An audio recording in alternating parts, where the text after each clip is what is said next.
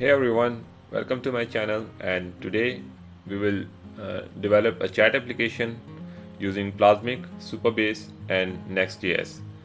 So head over to plasmic.app and sign in so we can basically create our new project.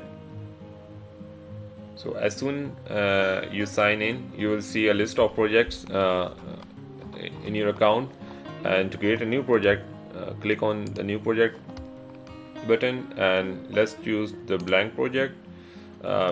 If you're opting for mobile first approach, then you can choose the second option, but we are basically building a website as a desktop first approach, so I choose the first option, and it will load the Plasmic Studio, and here we can basically design all of our pages and components for our application. So let's quickly go through different sections of the studio. So on the left, top left, we can basically name our project. So let's name it Plasmic Chat App. And we have different sections on the left. We'll discuss it shortly. First, we need to look into the core area where we have an artboard provided for each screen variant that's currently active in our project. So if we look into the responsive breakpoints, we have a single breakpoint that is mobile only. So as we opted for desktop first approach, so the default artboard will render the application as a desktop in a desktop mode, and when we hit the 768 pixel screen point, then it will trigger to the mobile view artboard. So you can define any number of breakpoints over here, and you can support multiple UIs at different screen variants. So head over to the outline, and here on the left we have our pages listed over here, and if we create, let's say, a new component, let's name it test, then the components will appear on the left as well as a separate sub menu. So as soon we select a particular component or page, that page appear in the core area, and we can actually select different elements from the hierarchy or from the artboard directly. And similar to the other tools like Figma, we have a similar UX experience or user experience that whenever we choose a particular element, we can actually update its properties from the right. Apart from that, once you design your page or component in the artboard, you can actually preview the artboard for how it will look on that particular screen. So you can preview it, and it will render the components or the elements as they would actually render in your app.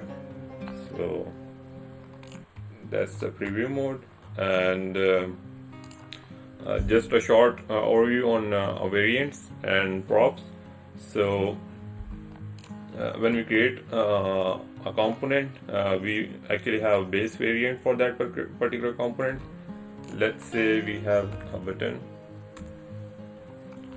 right, and this button can exist in like it can have multiple variants. Let's say we want to show a different color based on its type. Let's say we have two types of button, one is primary and one is secondary. So we can actually create more variants by clicking on this artboard or by clicking on the add variant button from the top right menu. So let's name it type, and let's change its color to, by the way, this button is provided by Plasmic by default, so we can actually include the unstyled button, but that would be a plain HTML button without any styling applied. So it's good to have a button with some basic styling and some basic variants where you can actually show some icon on the start or at the end of the button, or even have disabled state for that particular button. Right now we are looking for the type, so let's change its color to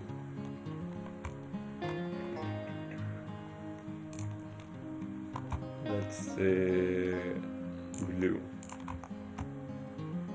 And yeah, sorry, we have actually added a toggle variant. We need to have a single select variant for that, so let's delete this and add a single select variant.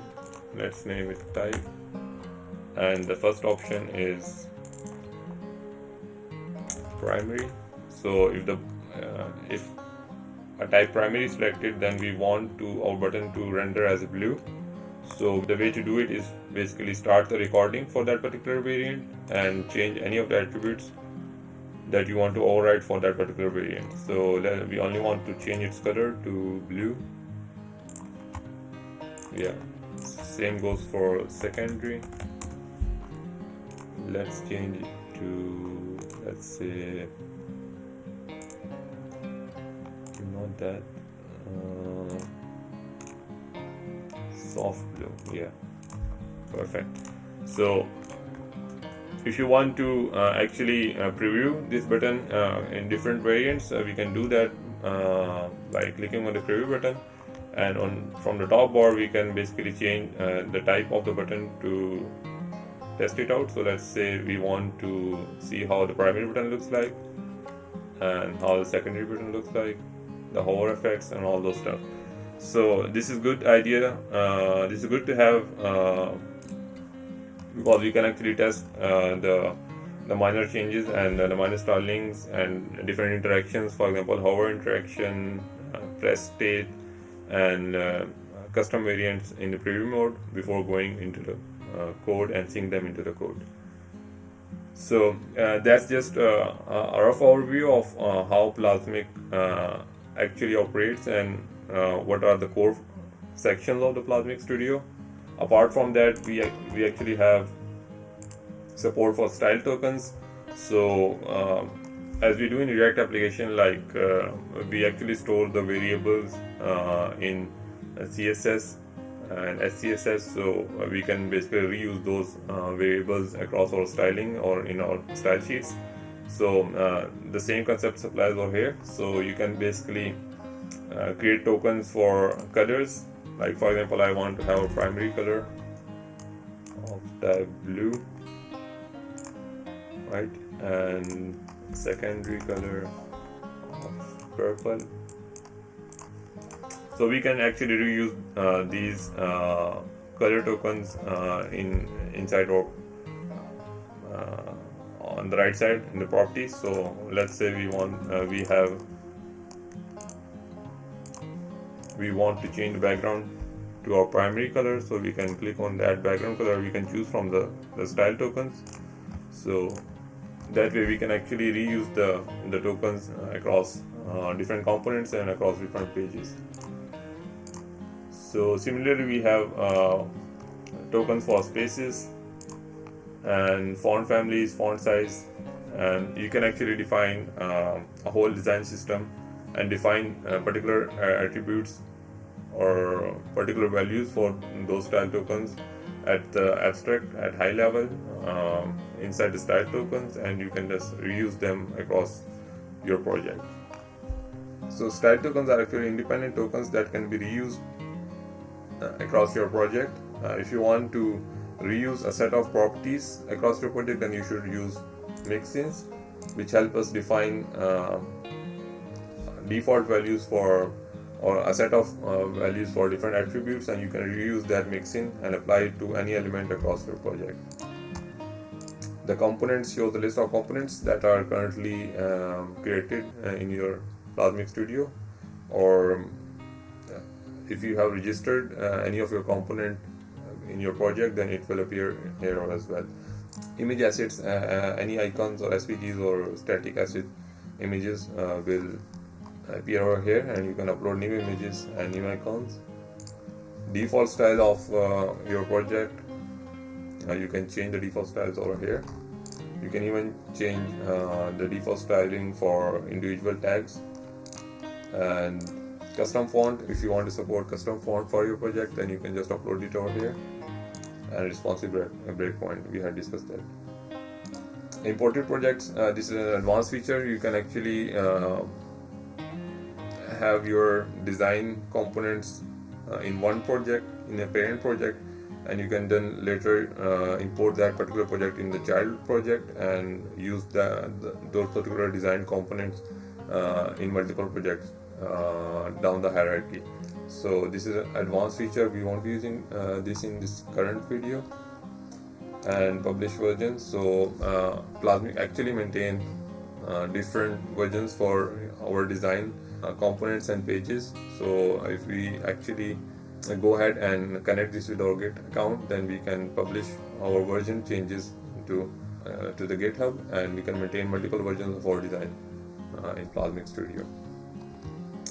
It also supports a plugin for Figma where you can actually import your components or existing designs from Figma into the Plasmic, and it lists down different keyboard shortcuts.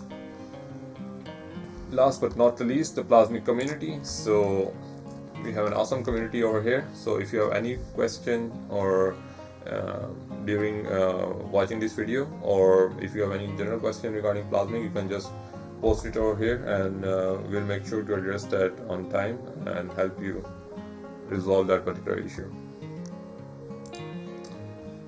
Alright, so the next step would be to actually connect this project with the Nextjs CodeGen approach and open up this project in Visual Studio Code. So see you there. Alright, so I have just opened up my terminal in the project directory, so make sure you open it too, and we will use the npx create Plasmic app utility to create our project. So let's just execute it. It will ask for the project name after a while, so let's just wait for that.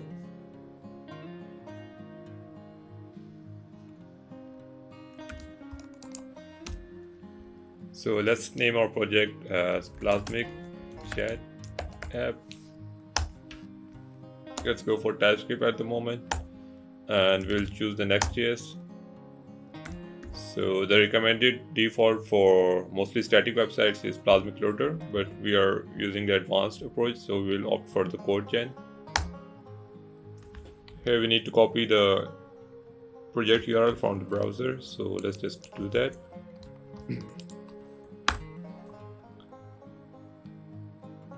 And it will authenticate with the Plasmic. If you haven't done before, then you will need to execute the npx Plasmic Auth command that will basically authorize you with the Plasmic Studio and store the authentication token or the access token locally in your system. So I have already done that, that's why it didn't ask me.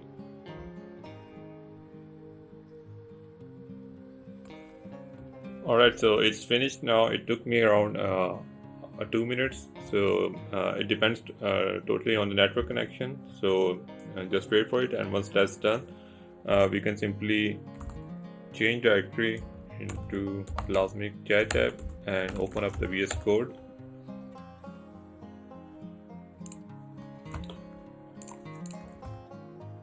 Alright, so let's close the separate terminal and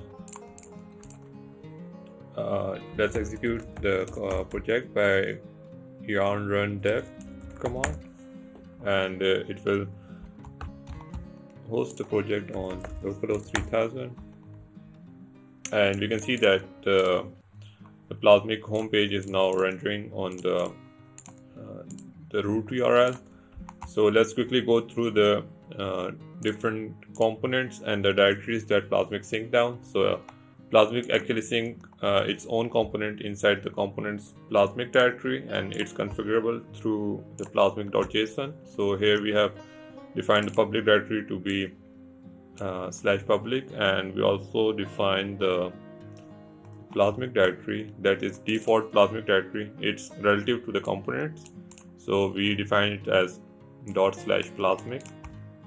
So all of the Plasmic components go in here, and we can see that for this particular project we have Plasmic homepage and its styling in our module or CSS. So we don't actually touch these particular files because they're going to be updated with every sync. If we do any change in the Plasmic homepage component in the studio, then it will reflect those changes in this particular file. And Plasmic also provide a wrapper component that is we actually have the home page is actually a page component, so it will reside under the pages directory, and here inside the index route. So here we have imported the Plasmic generated home page, and this component is known as the wrapper component, and this component is referred to as the Plasmic generated component. Alright, so let's quickly go through the flow that we're going to be following in this tutorial. So every time we need to do some design, so we will move on to Plasmic Studio and add some changes. So let's say we want to change the background to secondary, and we do rest of the changes, and once we are done with the changes, we'll move on to the Visual Studio Code and sync the changes for this particular project. So we'll execute npx plasmic sync command, and it will fetch those changes and sync it with our project. So once that's done, we can just go to our React project, and we can see the changes in the actual application. So that's it for the integration part, and we should now move on to the authentication. So for authentication, we need to have login and sign up pages, and the home page as well. So we'll just rename it to let's keep it home page for now, and let's create a new page, login,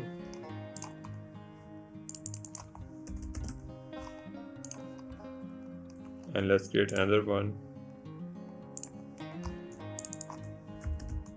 sign up.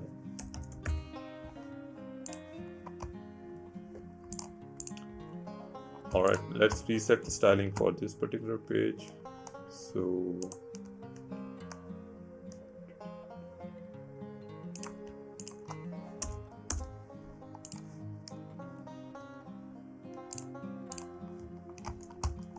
alright, dashboard or Plasmic chat app. Here we will create an authentication component which will receive the email and password input for us. Alright, so let's create a new component, and let's name it auth component. So we will use this component in both login and sign up flow. So we'll create two variants for this. One is the base variant, which will render in the login page, and it will receive email and password, and will have a login button. And another variant will be for the is sign up flow. So it will render the email and password, but the button will display the sign up text. So let's do that, and let's change the width of the root element to 480 pixel, and change its background to white, and give it a corner radius of 10 pixel. Cool. And let's simply add a text input. So if you are wondering the shortcuts I'm using, so for insert menu I'm using the Q shortcut, and after that just type in the name of the component. So if you type it enter for text input, it will automatically create the text input. It is provided by Plasmic. So the button and the text input are by default provided by Plasmic, so we don't have to create these components from scratch. Alright, so we now have a text input. Let's name it email input, and change its placeholder to enter your email. You can copy paste it, so Ctrl C and Ctrl V, and rename it to password input. change its placeholder to enter your password, and we are good. Alright, let's add a text element by typing T and click on the root element. So it will add it as the last children of that particular element. We can just drag it over here. And let's change the text to Plasmic chat app.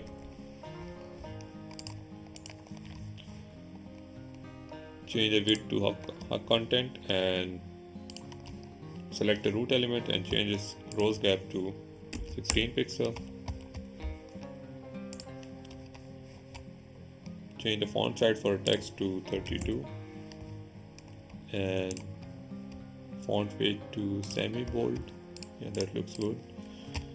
Select the root element and change its padding to 24 pixel. So I'm just randomly providing different values just to make it look a bit better. So you can do any styling for your component as you want. So we just need to keep the naming consistent with the one I have mentioned over here. So that we can sync them down the code and we don't have any conflicting changes over there. So just keep the names of the element the same as I do, and rest of the styling you can do whatever you want.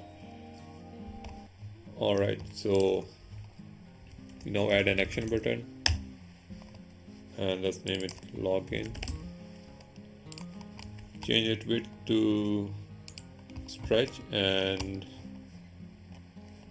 let's change color to, let's say, green.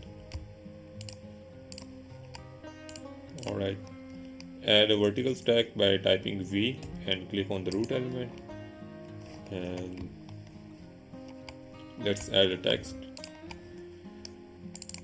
I should say don't have an account.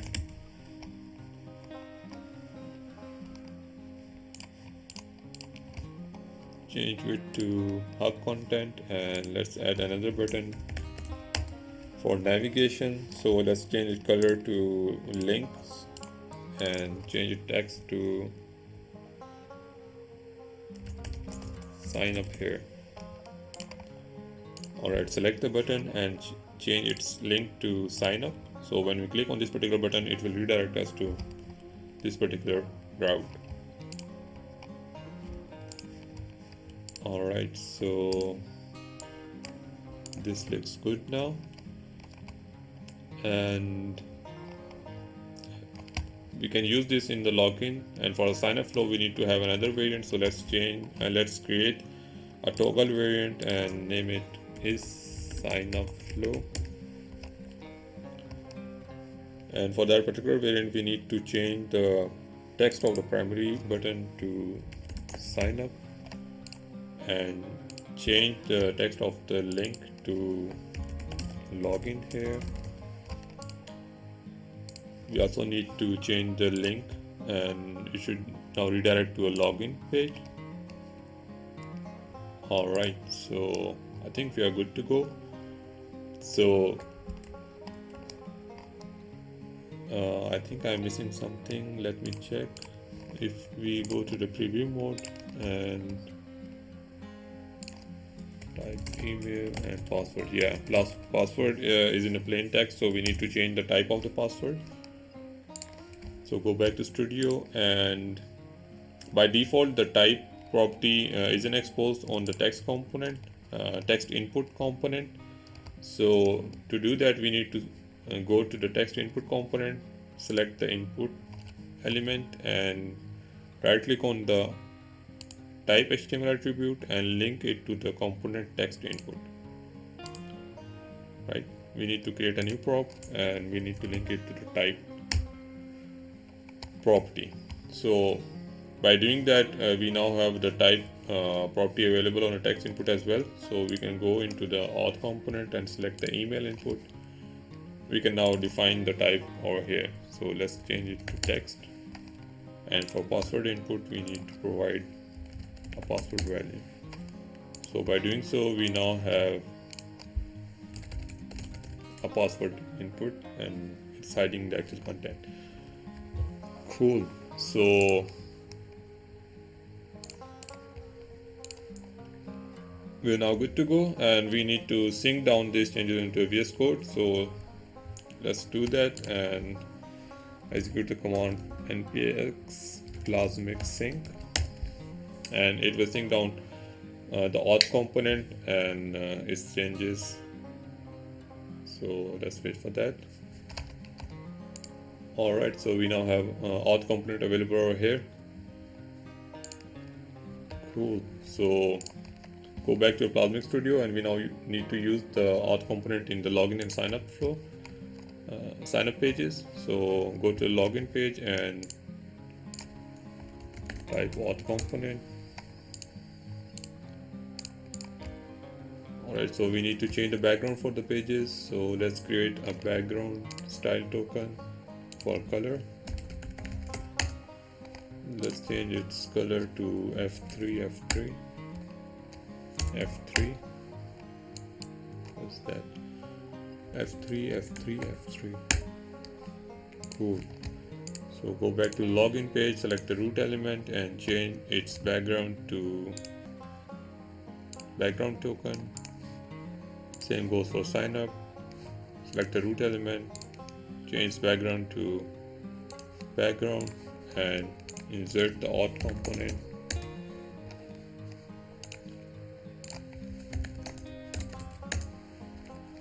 Alright, so for the sign up page we need to activate the sign up flow variant, and it will reflect the particular changes.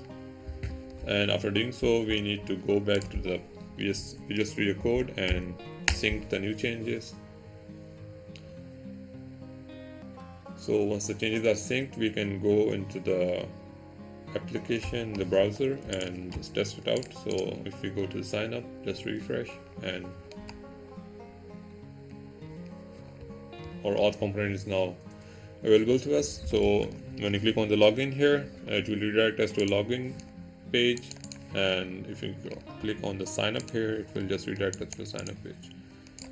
So it's just a dummy presentational component at the moment, so we need to connect it with the Supabase Auth so that it will authenticate us and store the particular user in the database. So let's just do that. Alright, so head over to the Supabase homepage and let's sign in with GitHub. So it will authenticate with the GitHub, and we are now signed in. So let's create a new project and let's name it Plasmic Chat App. Let's give it a strong password.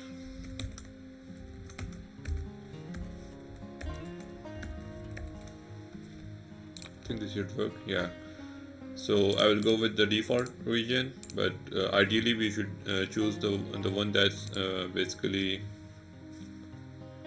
closer to our customers. So I will just go with the default, and of course we are using the free tier for this. So let's create a new project. It will take a bit of time to spin up the servers and all those stuff, spin up the database and API for our project. So let's just wait for that.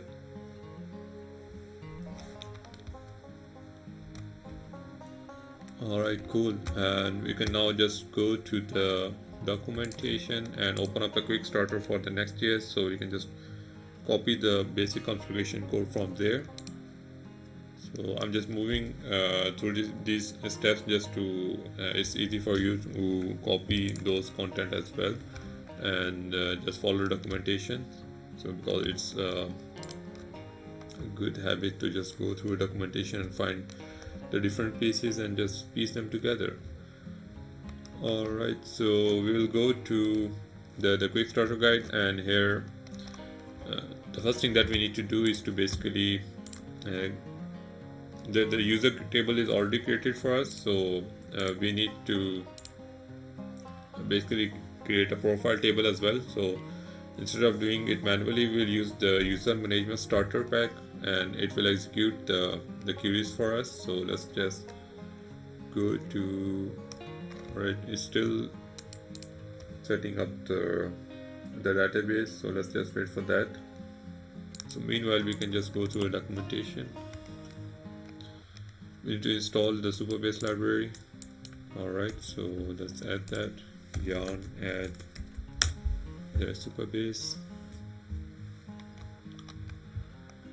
We need to create the environment local file and save these attributes. Alright, copy that. Inside the base directory, we need to create a file .env.local and paste it. Paste the variables. We'll replace the dummy values with the actual one in a while. So your Supabase URL. Alright, the anonymous key is this one.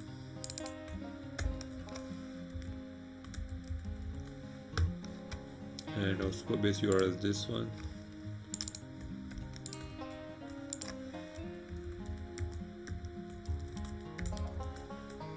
Alright. Cool, we now need to go to the table editor. So you can see that we don't have any tables in our database. The only table that we do is in the auth schema, and it's the users table.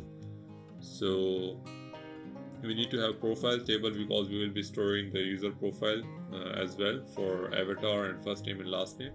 So by default, the users table will have the ID, the role, and the email.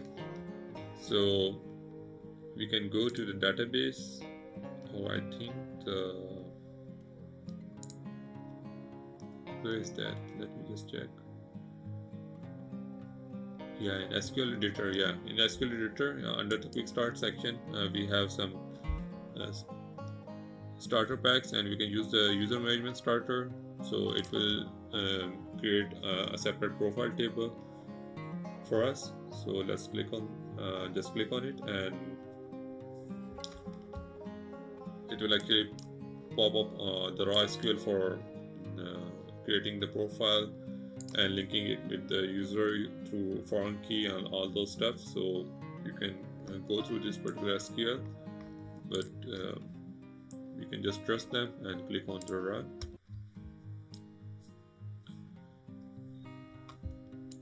Alright, it's success, and we now can see our profile table over here. So yeah, so under profile table, by default we have username, avatar URL, and website. So let's just add a new column for first name. First name, it's going to be a text, and default value is null and allow nullable. Perfect, just save it. And we can create another column for the last name. So click on the new column again, and let's name it last name. It's text as well.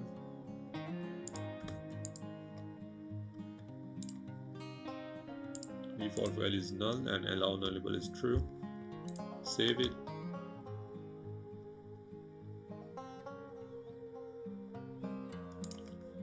So I think that's it for the database for now. We can now go to the quick starter and follow the tutorial over there. And alright, so we need to create a file in utils directory which will have Supabase client. So just copy that and head over to VS Code, create a folder, the name utils, and let's create another file, Supabase client.js, and paste it over here. Cool. So for doing so, we can just now go to the login page, remove the comments, and same goes for the sign up. Just remove the comments, clean things up, and as both the login and sign up page are using the auth component, so we can just add our logic into the auth component, and it will be available in both of these pages. So just go to the components and auth component, clean things a bit, and reformat it.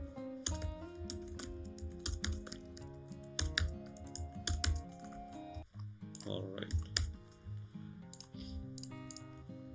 So first of all, we will need to store the email and password. So we need to have email state use state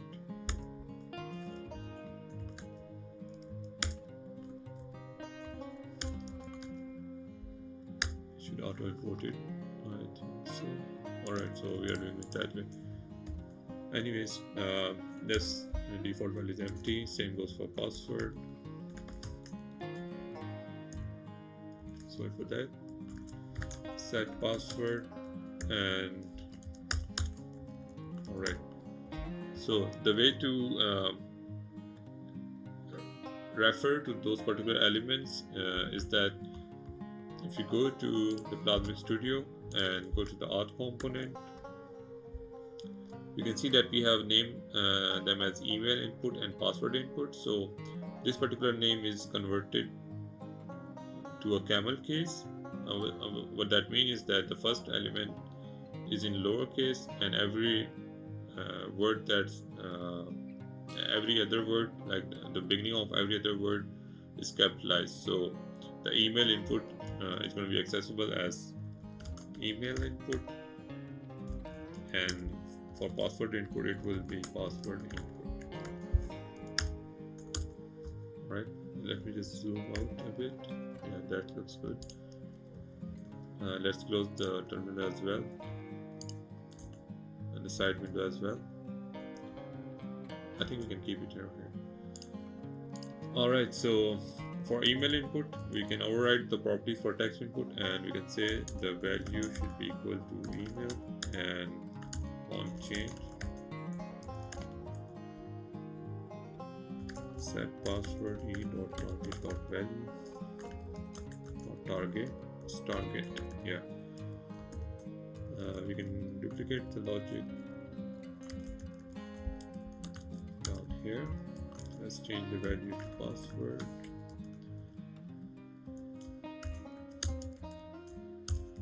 and oh sorry, this should be set email. Yeah, we now store the email and password, and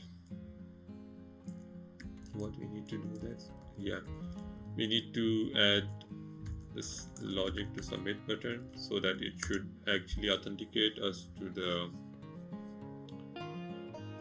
to Supabase. So the first flow is for registration, so we'll do that first. Alright, so when we click on submit, it will fire up this event, and here we can say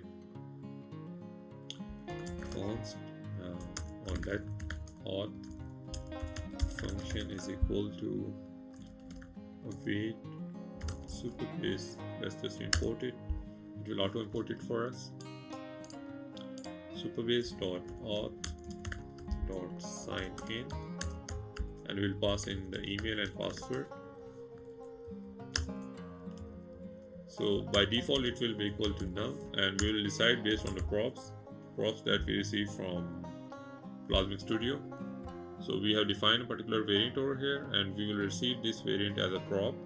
So in the same camel case version of it, so it's already in camel case, so we can just write the same thing, and it will be if props dot is sign upflow, then the auth function will equal Supabase.auth.sign up with email and password. Otherwise, the auth function will equals await Supabase.auth.sign-in with email and password. Alright, and as we are using await over here, then the function should be async. Should be asynchronous function. Cool. So now we can simply call that function.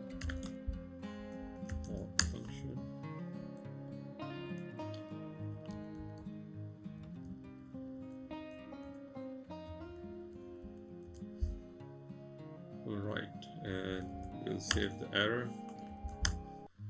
So if we receive any error, then we can store it in our state. Let's create a state for error. Error set error not use state. It's null by default. Let's give it a name of auth error. Alright, so set auth error is equal to error, and we will just return from here.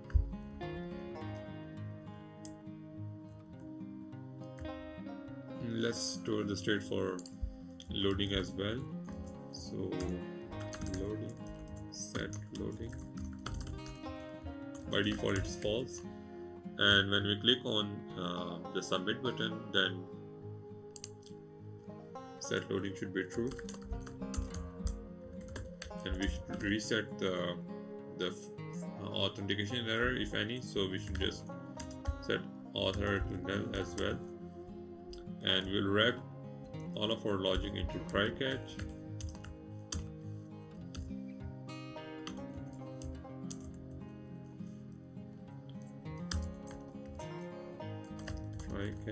And if any error occur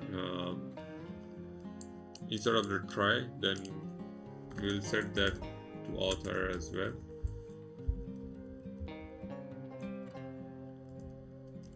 And finally we will set the loading to false. Alright, so this should actually work for both sign in and sign up flow. So yeah, one more thing, once we assign in, then we should just redirect to the dashboard, the home page. So let's use the next router. Router is equal to use router. It's provided by default by the next, so we can simply use it, and we can call router.replace and just redirect to home page. Cool. So let's give it a try. Go to localhost, give it a full refresh. Alright, Supabase URL is not defined. Where is it? We define it over here. Alright, so we have created the environment file, so just restart it. Restart the server, that should just fix it, I think so.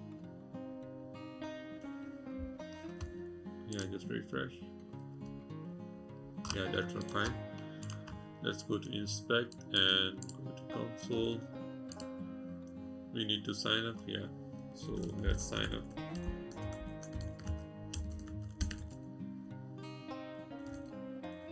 Also, for testing purpose, let's give it a 3-digit password, and it should throw an error that password should be at least 6 characters long. So let's give it a try.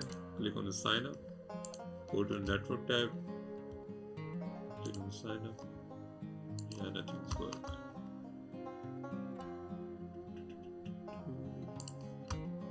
Let me check.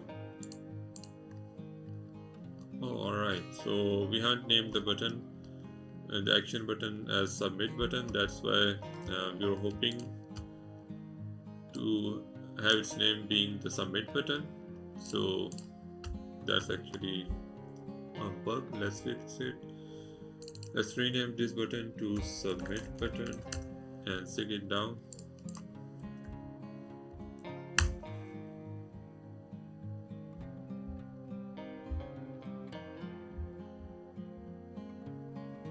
Alright,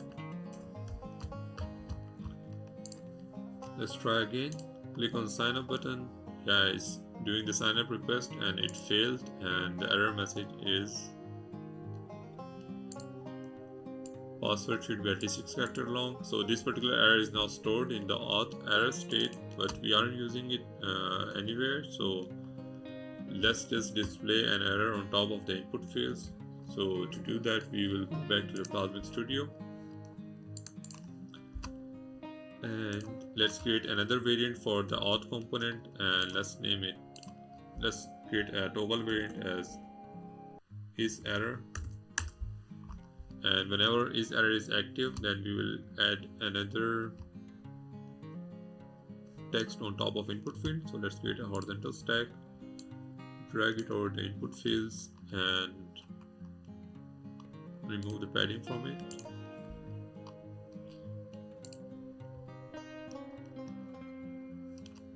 Add a text into it, and let's just rename it to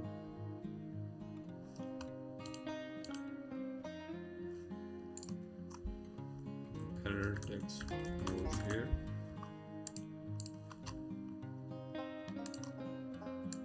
Give it a red color, choose some color on random.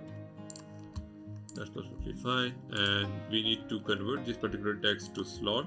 So by default, this text isn't exposed on the component as a particular prop, so we need to actually expose it as a particular prop. So we will just convert it to slot target.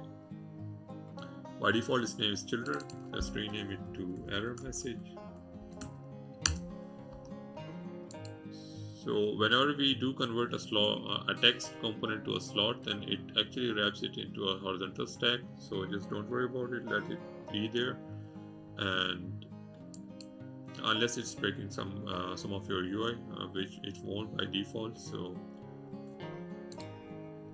that looks good, and let's add a state for loading as well. So add a toggle variant for is loading, and we actually want to show a loading icon instead of the button. So to do that, I had downloaded a GIF icon for our loading state previously, so I will just upload that. Go to the image asset, upload a new icon, I think so. Let me check. Chat app assets.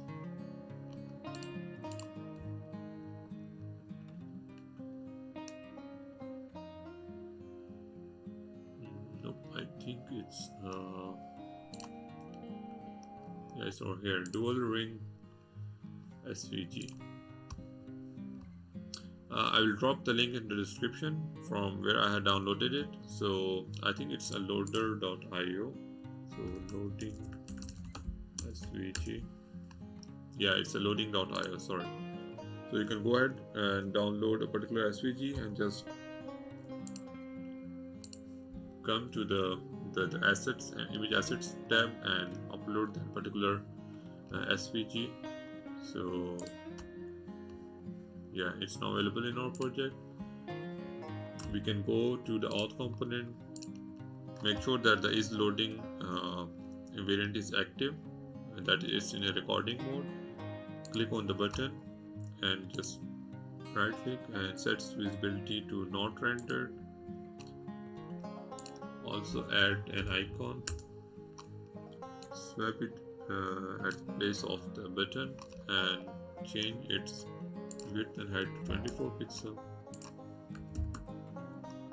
Oh, let's do it 48. Yeah, and change the icon to dual ring loading. Perfect. And can even change color to green as well.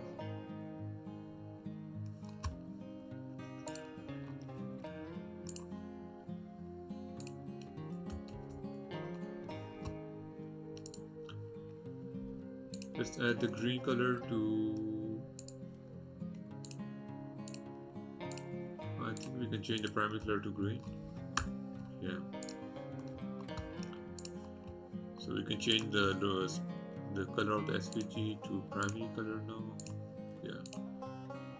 And yeah, this looks good now. Alright, so let's sync the changes down and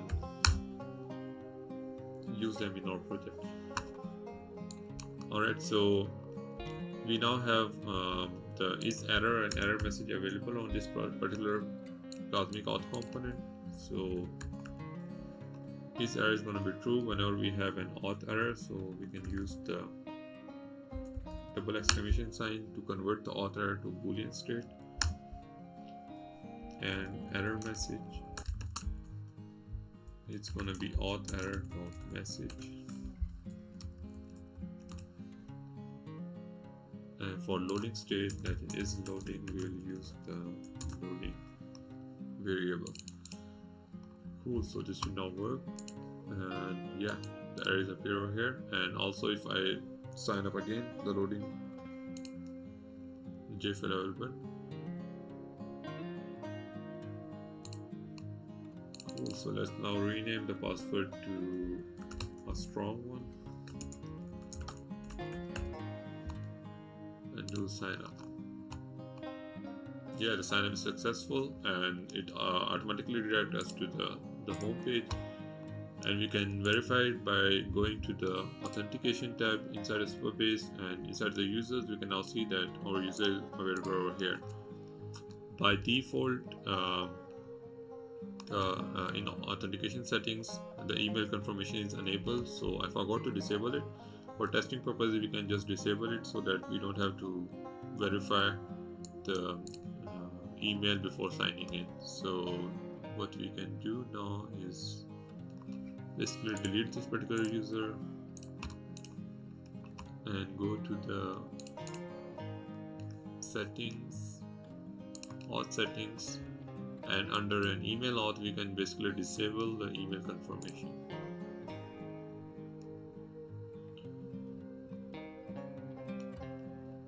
Alright, so let's just register with the same user again. Go back to login.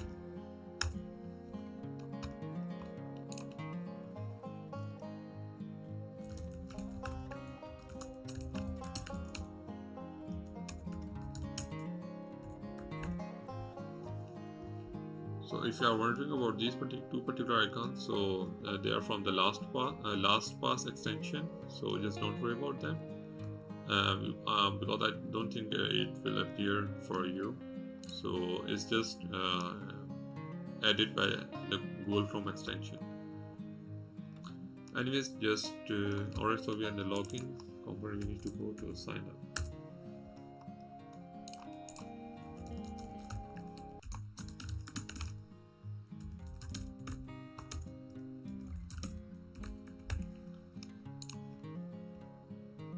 Alright, so just to verify it again, we now a user listed in our user table.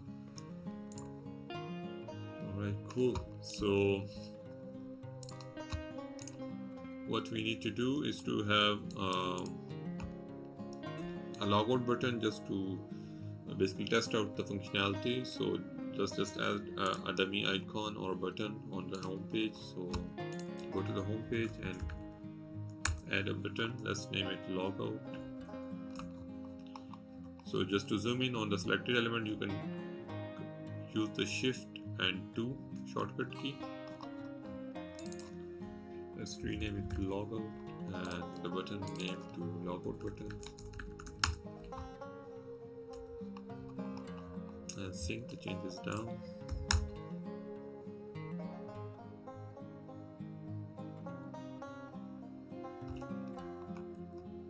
Alright, now we can go back to the home page, which is index.jsx, and here we now have a logout button. When we click on it, it will call this particular function, and here we want to actually sign out. So we can say await. For doing that, we need to have an asynchronous function. Await Supabase .sign out, and we actually want to go back to the login page. So const router is equal to use router and router replace login. Cool. So for doing so, when we click on the logout button, it should call the logout API and will redirect us to the login page. Perfect. So you can try the login as well. And let's give it a wrong password. Yeah, invert login credentials, and let's give it the correct one. Cool, log out. Perfect. So now we need to basically protect our routes. So if you notice that we aren't logged in, or we aren't currently logged in, but if we go to the home page, it won't redirect us back to the sign-in page or the login page. And if we are logged in, then it won't restrict us to go back to the login page. So to do that, we need to actually protect our routes by using a certain wrapper or HSC. So the next step is to basically protect our routes and automatically redirect the user based on its login or authentication state. So let's just do that. Alright, so go to the Visual Studio Code and open up the _app.js. So here we need to add the logic for the on-auth state change, which is a handler that will get called whenever we log in or log out. Whenever the authentication state is changed, then that particular function is called. So the steps looks like the first step would be to subscribe to an auth state change. Then step 2 would be to actually update the cookie, the authentication cookie, or we can say Supabase Auth cookie on server. And step 3 would be to actually add a wrapper component for server-side props to actually check for Supabase Auth cookie and do the redirection.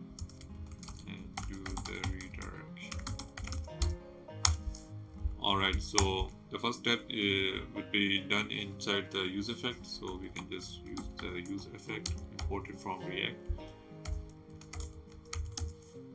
and we can say const await, or I don't think we need the await. Yeah, we can just directly say supabase.auth on auth state change, and here we will send the callback. So we can say the callback will receive event and session, and we will simply call another function that we'll just create in a bit. So let's just name it update Supabase cookie and just pass on the session and event to that particular function. And when the component did unmount, then we will just unsubscribe that particular event. So let's name it auth subscription.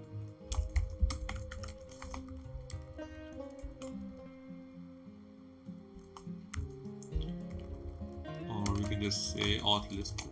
That's the better option. Yeah, auth listener dot unsubscribe if it exists. Alright, so let's now create the update Supabase cookie.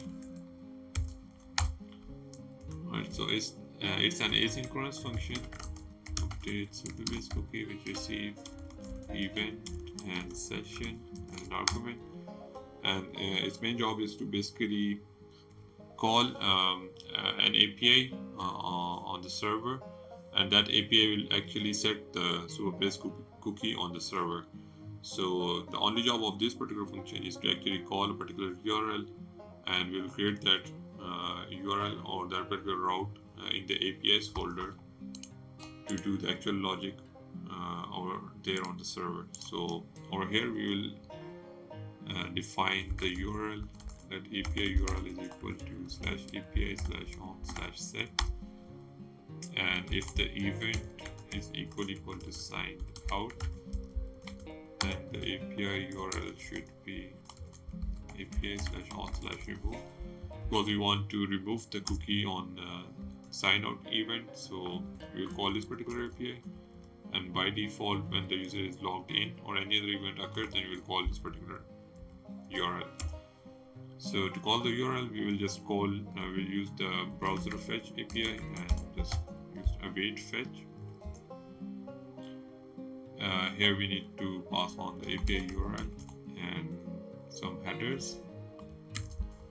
So the second option is an object that will receive the method, which is post, and headers, which will be new headers, and we can actually pass on content type is equal to application/JSON.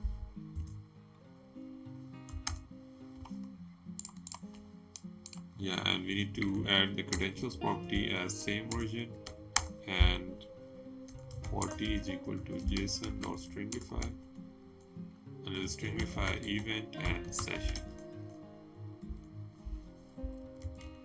Perfect.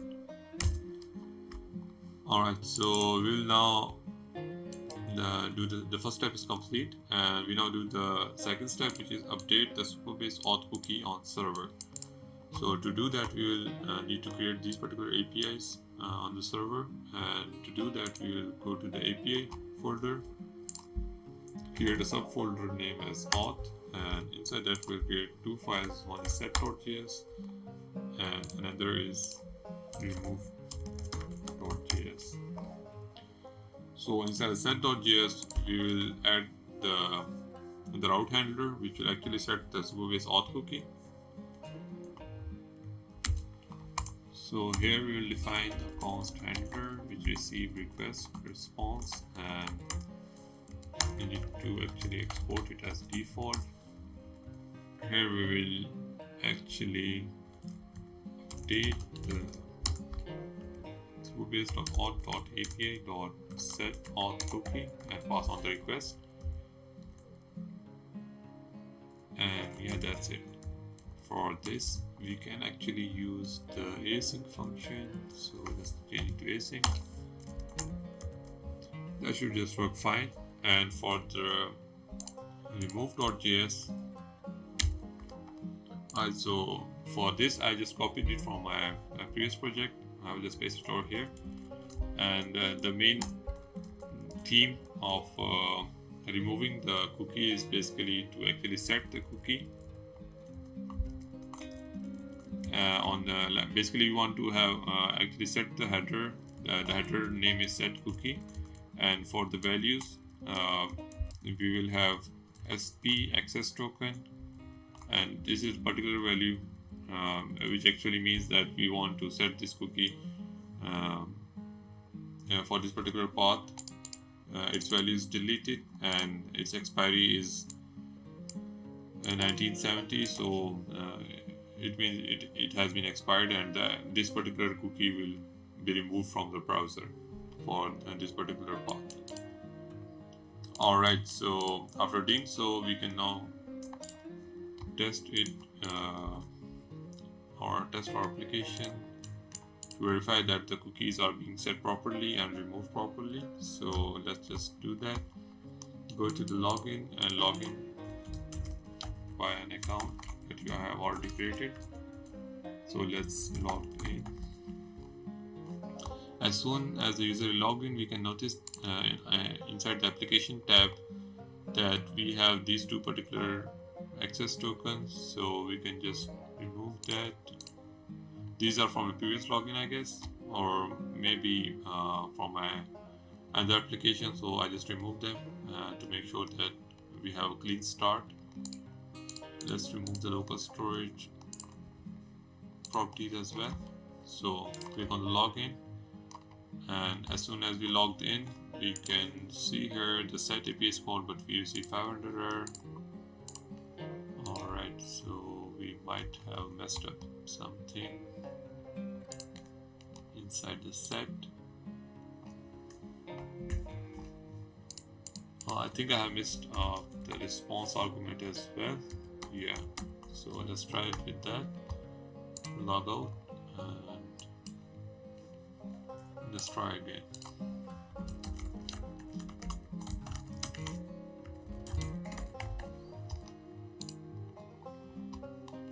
Yeah, this time it works, and under the application tab you can now see that we have these two particular cookies available on the server side. Sorry, these were being set by the server, and these are now available. And once we log out, it will call. It will activate this particular listener, and the event is sign out, so it will call the remove API on the server. So if you go to the network tab, we can see that the remove API is called, and inside application tab the cookies are removed.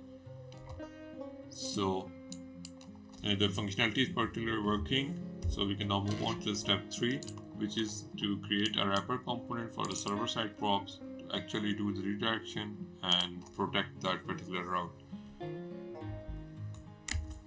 Alright, so go to the utils directory and let's create a utility file.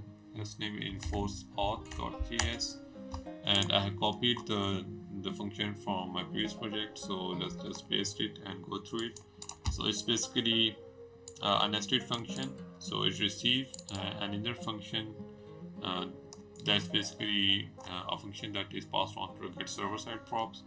So that will be called over here. So before calling this particular function, we need to check for the user state and do the redirection stuff. So what we do is we get the request from the context, and for each request we now have the user cookie available. So we'll use the Supabase Auth API and get user by cookie function. So it will receive the request as the first argument and will return the user if the cookie is available.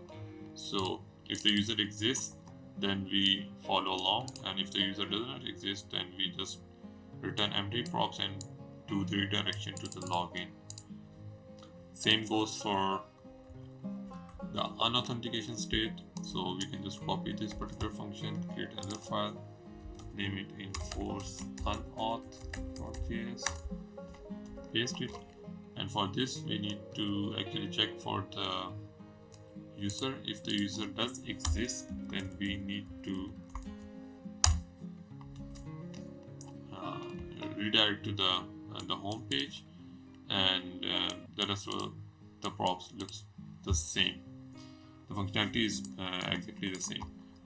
So the unauth is used for login and sign up page, and the enforce authentication or enforce auth is used for the home page and the rest of the dashboard application.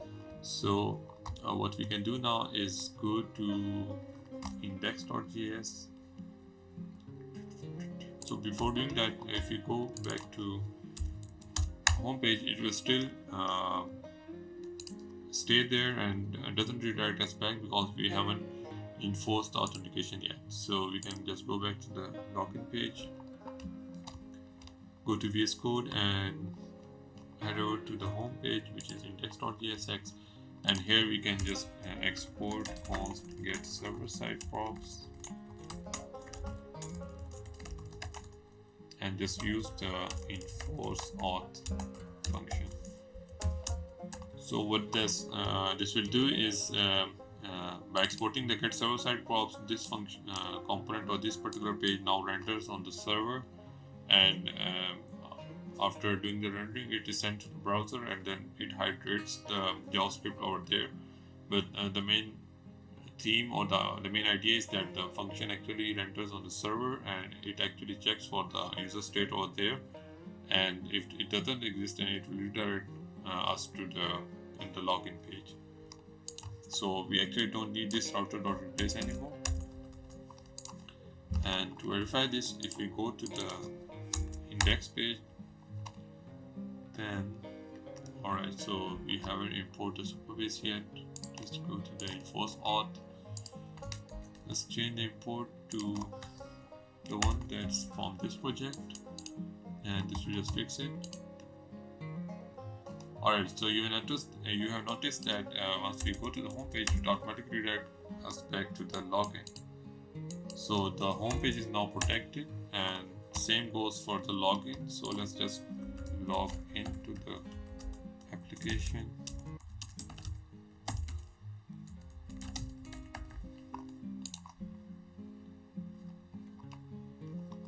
Alright, so we are now redirected to the home page, but if we go back to login, we can still see that particular page. So to protect that particular route, we need to enforce the unauthenticated logic on the login. So yeah, we can still access it because we are already logged in, and we can use the enforce unauth on the login and sign up pages. So go to the login page, export const get server side props is equal to enforce unauth. Copy this and paste it in the sign up page, and both login and sign up page are now protected as well. So what does that mean? It means that when the particular user is logged in, then he can no longer access the login and the sign up page. It will automatically redirect the user to the home page. So why is it working? Enforce unauth.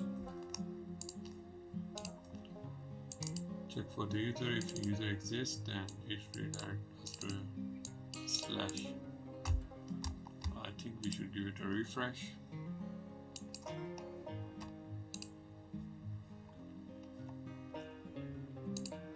Oh, we are using the actual Supabase import from this project. Let's restart the server as well. And just refresh.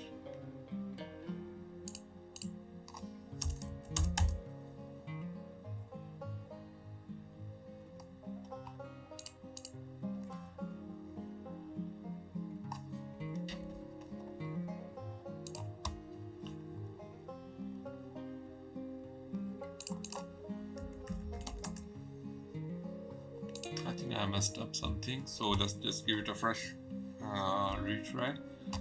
Let's log in. Before logging in, let's try the home page. So yeah, the home page is protected, so let's just log in.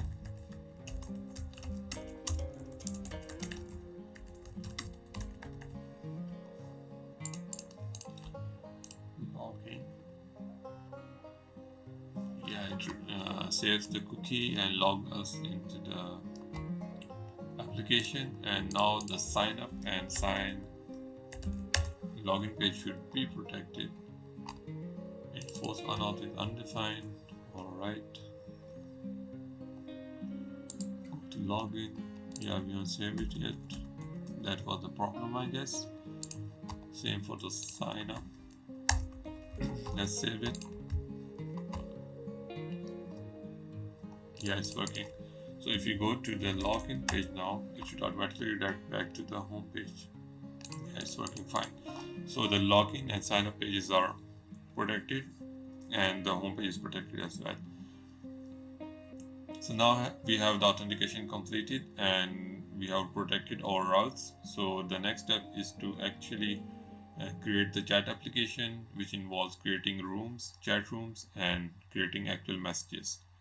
So let's just do that. So I have opened up the existing application that we have deployed on Vercel. So just to look into it and look for the components that we will be designing on the home page and the chat application.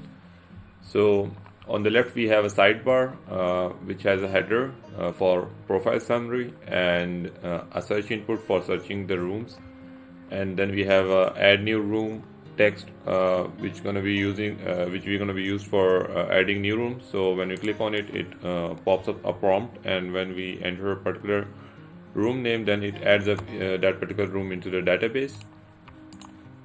And below that we show a list of rooms that are currently available. So when we click on particular room, then on the right section it will show the chat for that particular room, and it will automatically scroll down to that to the latest message. So if we look into the whole layout, we can see that we have a sidebar on the left and a particular section for chatting on the right side. So the first thing that we're going to do is to basically design the layout component for this, which will have a sidebar and a chat application. So that's the first thing that we need to do.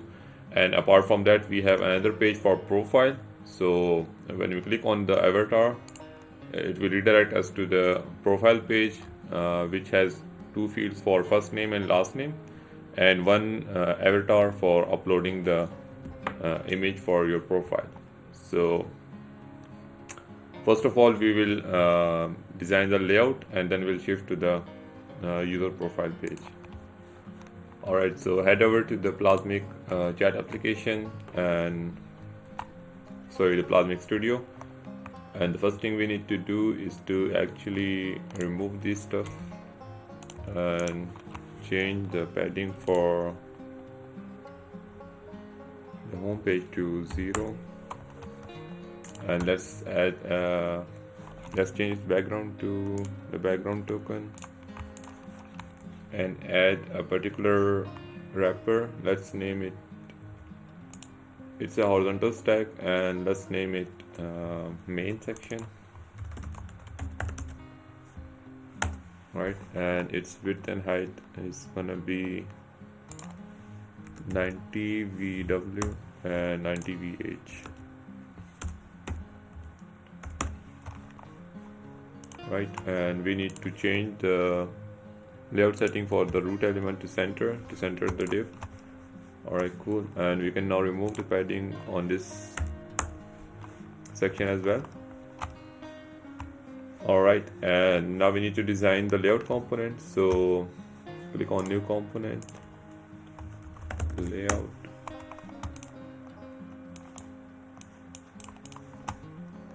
Inside the layout component, its main root element should be horizontal stack, and it will have a sidebar and the main section. So let's add two sections over here.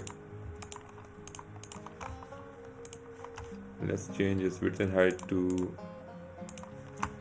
stretch, and width and height for the children elements to stretch as well. Cool. And now we need to let's rename it to sidebar, and this one to chat. Here we have a header component for profile.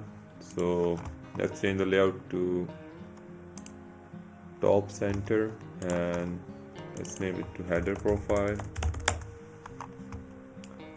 After that, we have a wrapper for search element, search input. Change its padding to 0. Same goes for the header. Same goes for the sidebar element. Perfect. And after the search input wrapper, we have a wrapper for add new room text. So let's add that. Add new room wrapper. Remove the padding, and perfect. And after that, we have a chat list. So it's a vertical stack. Let's rename it to chat list wrapper.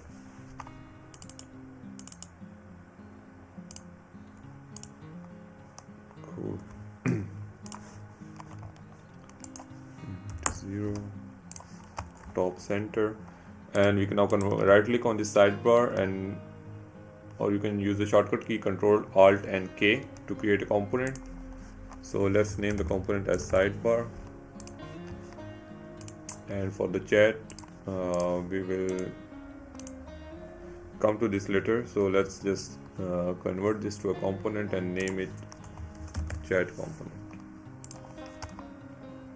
Alright, now we go to the sidebar, and for the sidebar we need to define the width. So let's give it a specific width of, let's say, 360 pixel, and that's That's good. For the header profile, we need to have an avatar, the name of the person or the email. So we need a text element, and on the right we will have an icon for the for logging out. So first of all, add the avatar image component.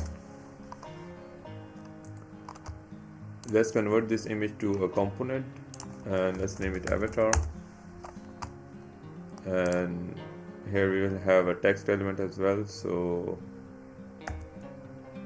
type T and click on the header profile. It will add the text element. And after that, we need to have an icon. So let's add an icon, and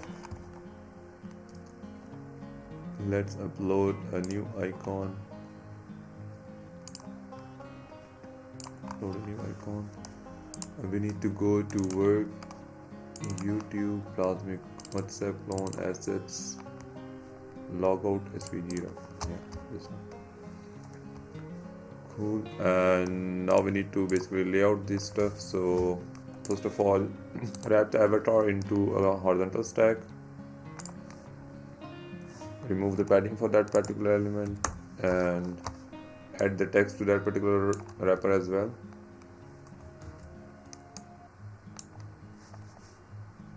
Cool. Now center the element for the horizontal stack and give it a column gap of, let's say, 8 pixels. Alright, now we need to center the parent element as well and give it a column gap of 16 pixels. Left and right padding of 8 pixels. And yeah, that should work for now. Let's give them a proper name. So the logout icon should be named as logout icon, and same goes for the avatar. So it's user avatar. The text element will say username. Actually, we need to convert this to a slot. So just convert to slot and change the name for the slot to username. Alright, cool. And we now need to add the search input wrapper. So hit Q and type text input.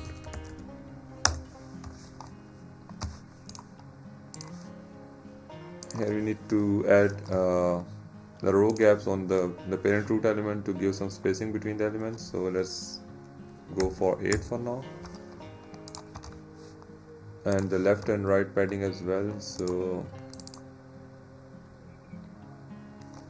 let's 8 padding. You can remove the padding that we added before on the header profile. Cool. So let's change this placeholder to search room by name.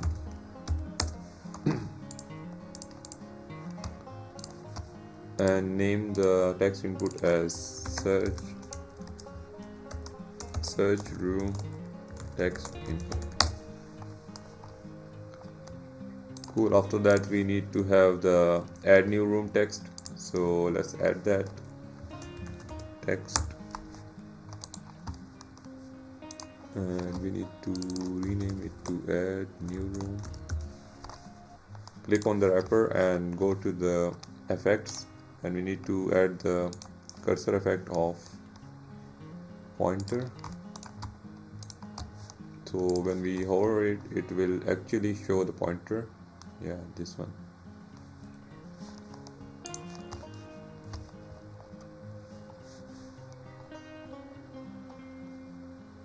Change the size to, let's say, 32 pixel. 32 pixel too large. So let's change to 24 pixel and give it a weight of semi bold. And this will just work fine. In the chat list wrapper, we will actually add a list of chat items. So let's first create that. So a particular item will have an avatar that displays the first letter of the room name, and it actually display the room name as a text. So we need to have this particular list item designed first. So let's add that.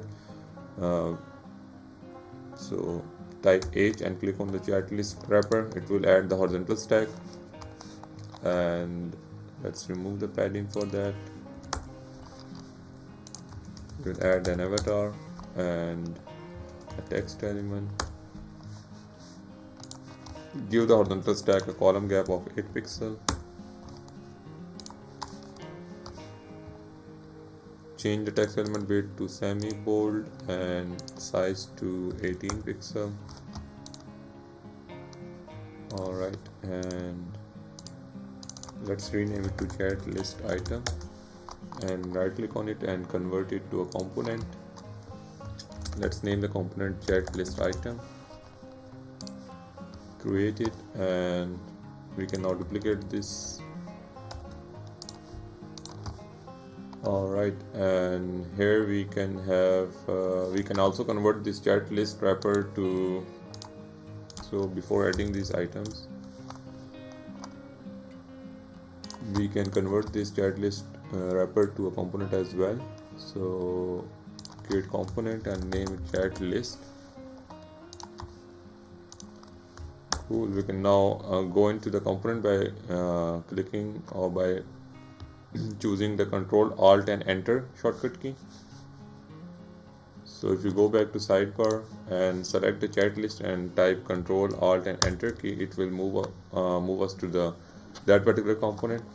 And here we need to have multiple chat list items. So yeah, we can just duplicate this. Select the root element and give it a row cap of 8 pixels. Alright, and yeah, let's go inside the chat list item and rename the, or we can go with the same name convention and just right click on the text element, convert to slot, and we can just rename it to room name. Alright, and yeah, let's go inside the avatar and change its styling to have a round image. So let's change the corner radius to 50% and change its width to 60 pixels and 60 pixels. The minimum width should be 80. Let's change this to 80 as well. Yeah, cool. And we now need to do is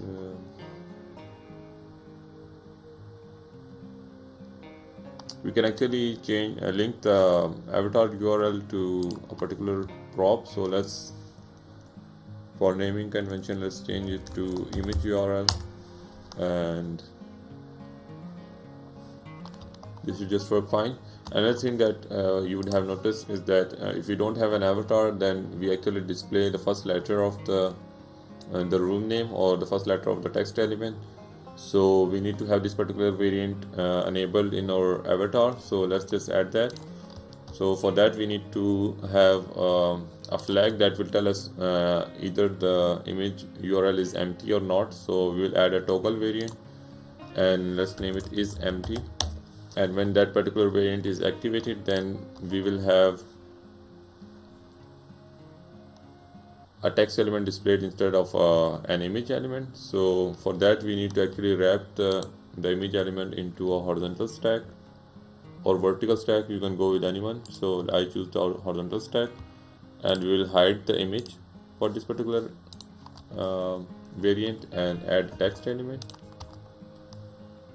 So the root element width and height should be same as image. So let's change it to 80 pixel, minimum width to 80 as well, and remove the padding for the horizontal stack.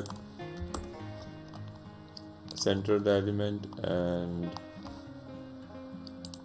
choose the text element. Let's say it has an A as a prefix, and change the size to 32, weight to semi-bold, and width to hug content, and let's change the background to background color as well, and change its corner radius to 50% as well. So 50%. Yeah, this looks good now.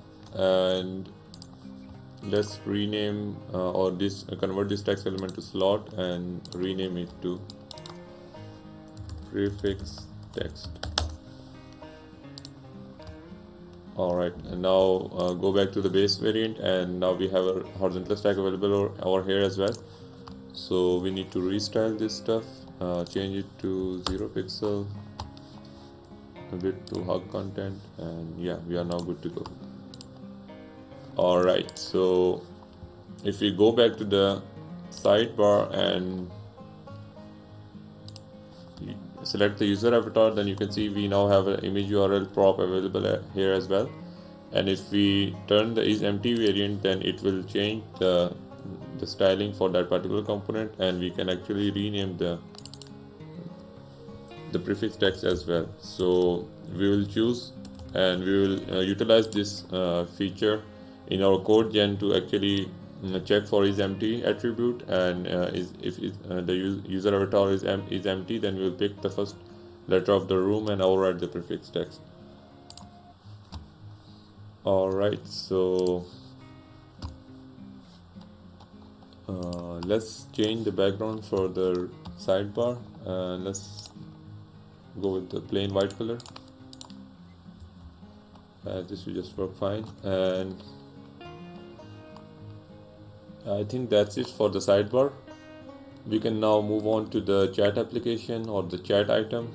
So go to the chat list,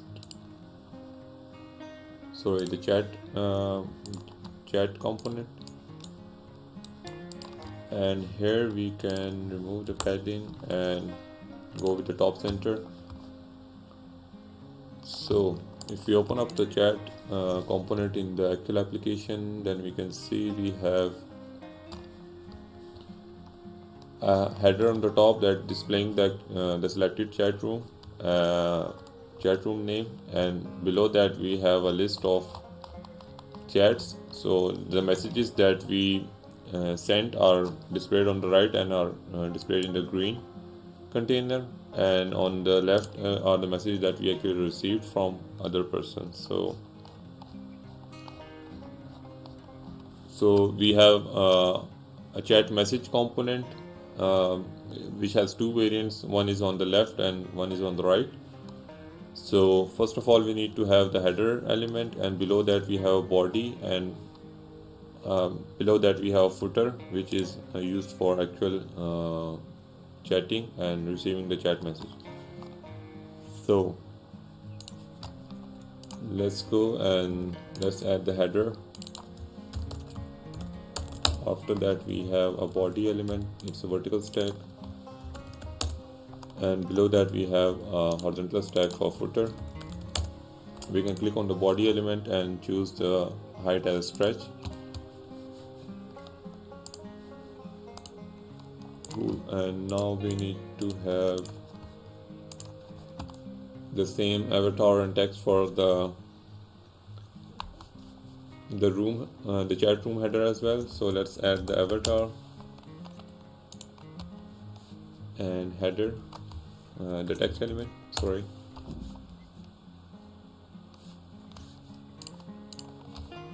Let's change it, its size to 18 pixel and weight to semi-bold.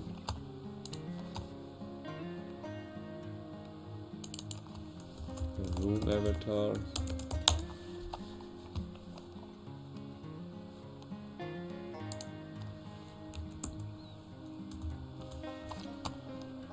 This one is too big for this particular page, so we can actually create another variant for the size, which will name it as a medium, let's say, and it will have 60 pixel width and height. So let's go inside the avatar and create another variant. Let's name it, it should be a single select, and let's name it size, and the size let's go for 60. Select the image element, or we can go with the root element as well. no, image element is fine. So rename the 80 to 60 pixel.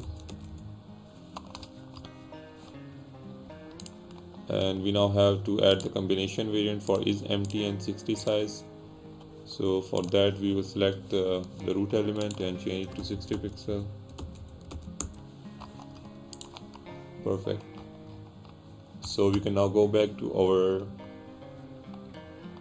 chat component and select the room avatar and choose the size variant. We can test out the is empty variant as well. So it's working fine. And for the text, let's change the size to 16 pixel and width to hug content, and go back to header and select the center and left variant. Add a column gap of 16 pixel or 8 pixel should work fine. Cool. And we now need to add the footer. So for footer we have a text input for actually entering the message, and another element or icon element to actually send the message. So we can add the icon element by uploading a new image and go back to assets, all files.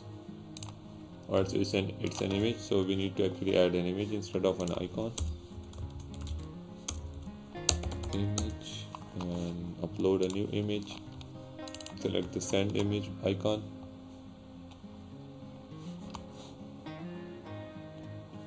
Screen width to 24 pixel, and go select the footer and change the layout to center left. Add the column gap of 8 pixel. Select the text element and change its placeholder to enter your message. Type your message here. Cool. Now add a particular naming for these elements. So let's rename it to send icon and rename text input to chat message or message text input. Alright, we now need to have the chat messages inside the body. So let's create the chat messages. Let's create a new component and name it chat message. It should have a horizontal stack and a width of stretch. This one is a little tricky, so we will go through multiple iterations to make it work. So let's go to the application. So we have an avatar, then a horizontal stack which is displaying the actual content and the time when the message was created. So first of all we will have an avatar. Change the layout to center left, and the avatar should be, let's create another variant for this avatar, 40 pixel, or let's say 45 pixel. 45. Go to combinational variants and add a combinational variant for 45 when it's empty. So we can change the 80 to 45. Alright, yeah, this looks good. Now go back to the chat message component and select the avatar, change its variant to 45. Test it out for is empty, it's working fine. Alright, so we now need to have a vertical stack for the actual content. So let's give it a name of chat wrapper. Let's remove the padding and give it a background of white.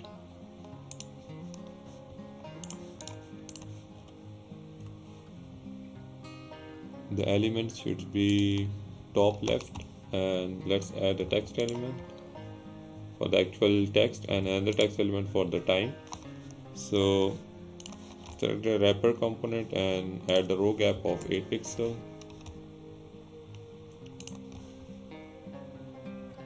Convert it to slot and let's name it content, and select the other text element and convert to slot and let's name it created at 8 seconds ago. We can search for lorem ipsum on the Google and select the dummy text and paste it over here. Alright, so this is how it will look like. So we want the avatar to always display on the top left. So select the root element and go for top left and give it a column gap of 8 pixel as well. Also, if you notice that if we go to bigger screens, then the root element or the chat wrapper is going all the way to the right. So we want to actually shrink it to a specific width, let's say 60% or 70% of the width, to have a nice experience, just like we do in the actual chat application. You can see that the long messages are at max at the 50% of the screen or the 50% of the parent. So we can select the chat wrapper and give it a max width of 60%.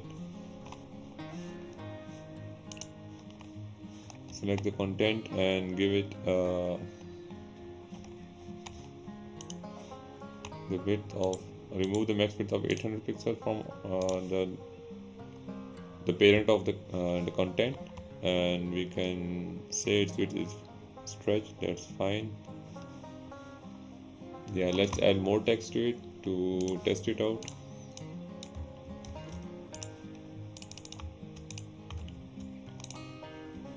Yeah, this should looks good.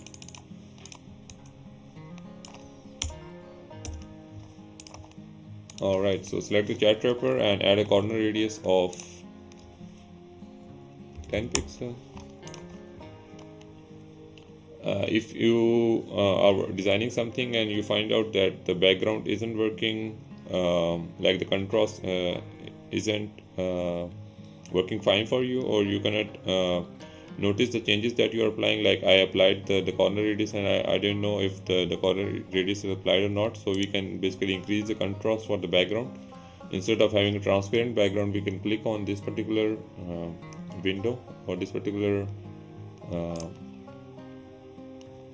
rectangle and choose a background of high contrast, so let's say black, and here we can now notice the changes that we apply over here, the corner radius. So whenever you are designing a component where the contrast isn't going fine with the background color, then we can basically change the background color for designing purposes.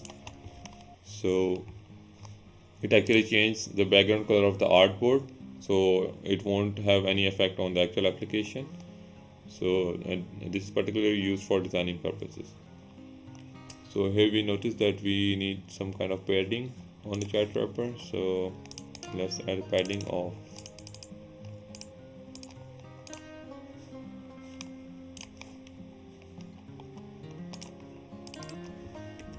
8 pixel. Oh, let's go with 16 here as well. Alright, so we now want to move the created at slot to the right and change its color to slightly light color.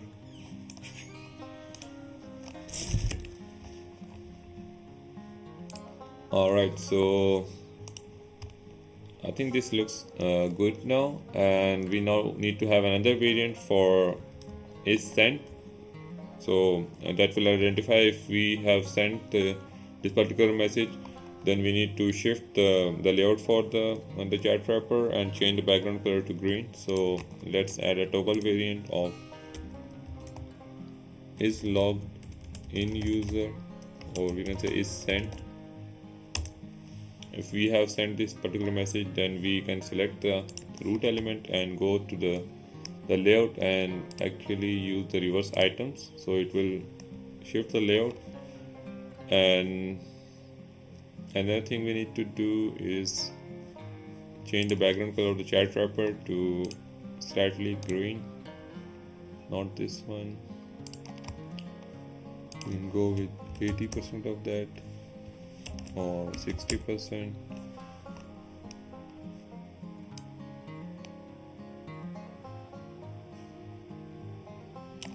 Let me select the actual color using the color picker, so we can choose this particular color, copy it and go back to Plasmic chat app, paste it over here, go with 100%. Cool. So let me check if you are missing something over here. We have a sec time, content and the name. Yeah, so we need to add the username here as well. So go back to the chat message component and add a text element. So we need to basically position this element as fixed, or we can say free. Yeah, free should work fine. So before doing so, we need to basically select the base variant, add a text element again and position it as a free element. Go with 0 and let's zoom in. Change its width to hub content and let's change the color to white to basically notice the changes. Alright, so we need to manually layout it over here.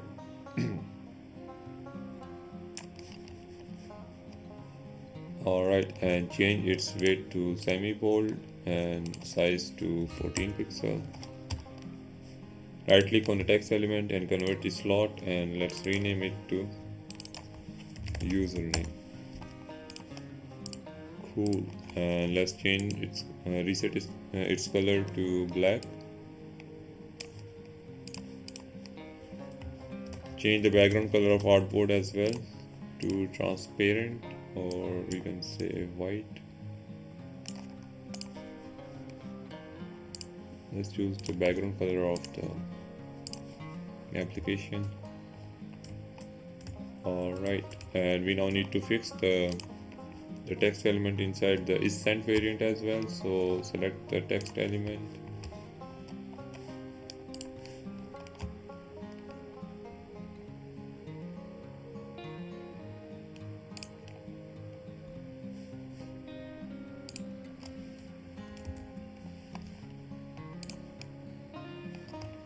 alright, so this looks good now.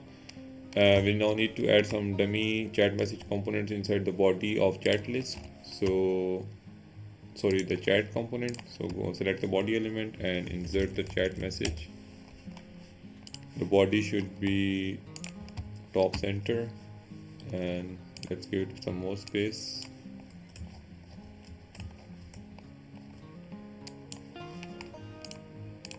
Copy paste the chat messages and select different variants for them.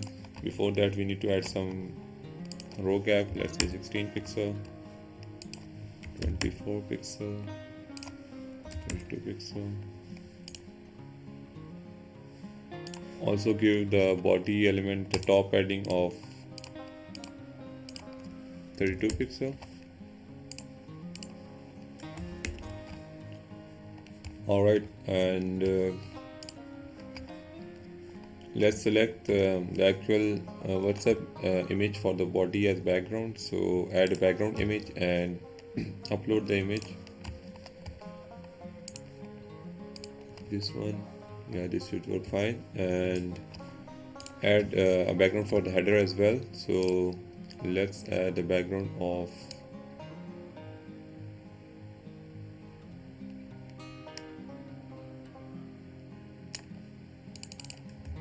EC, right. And we need to copy this background into the sidebar header as well. So copy that and paste it over here.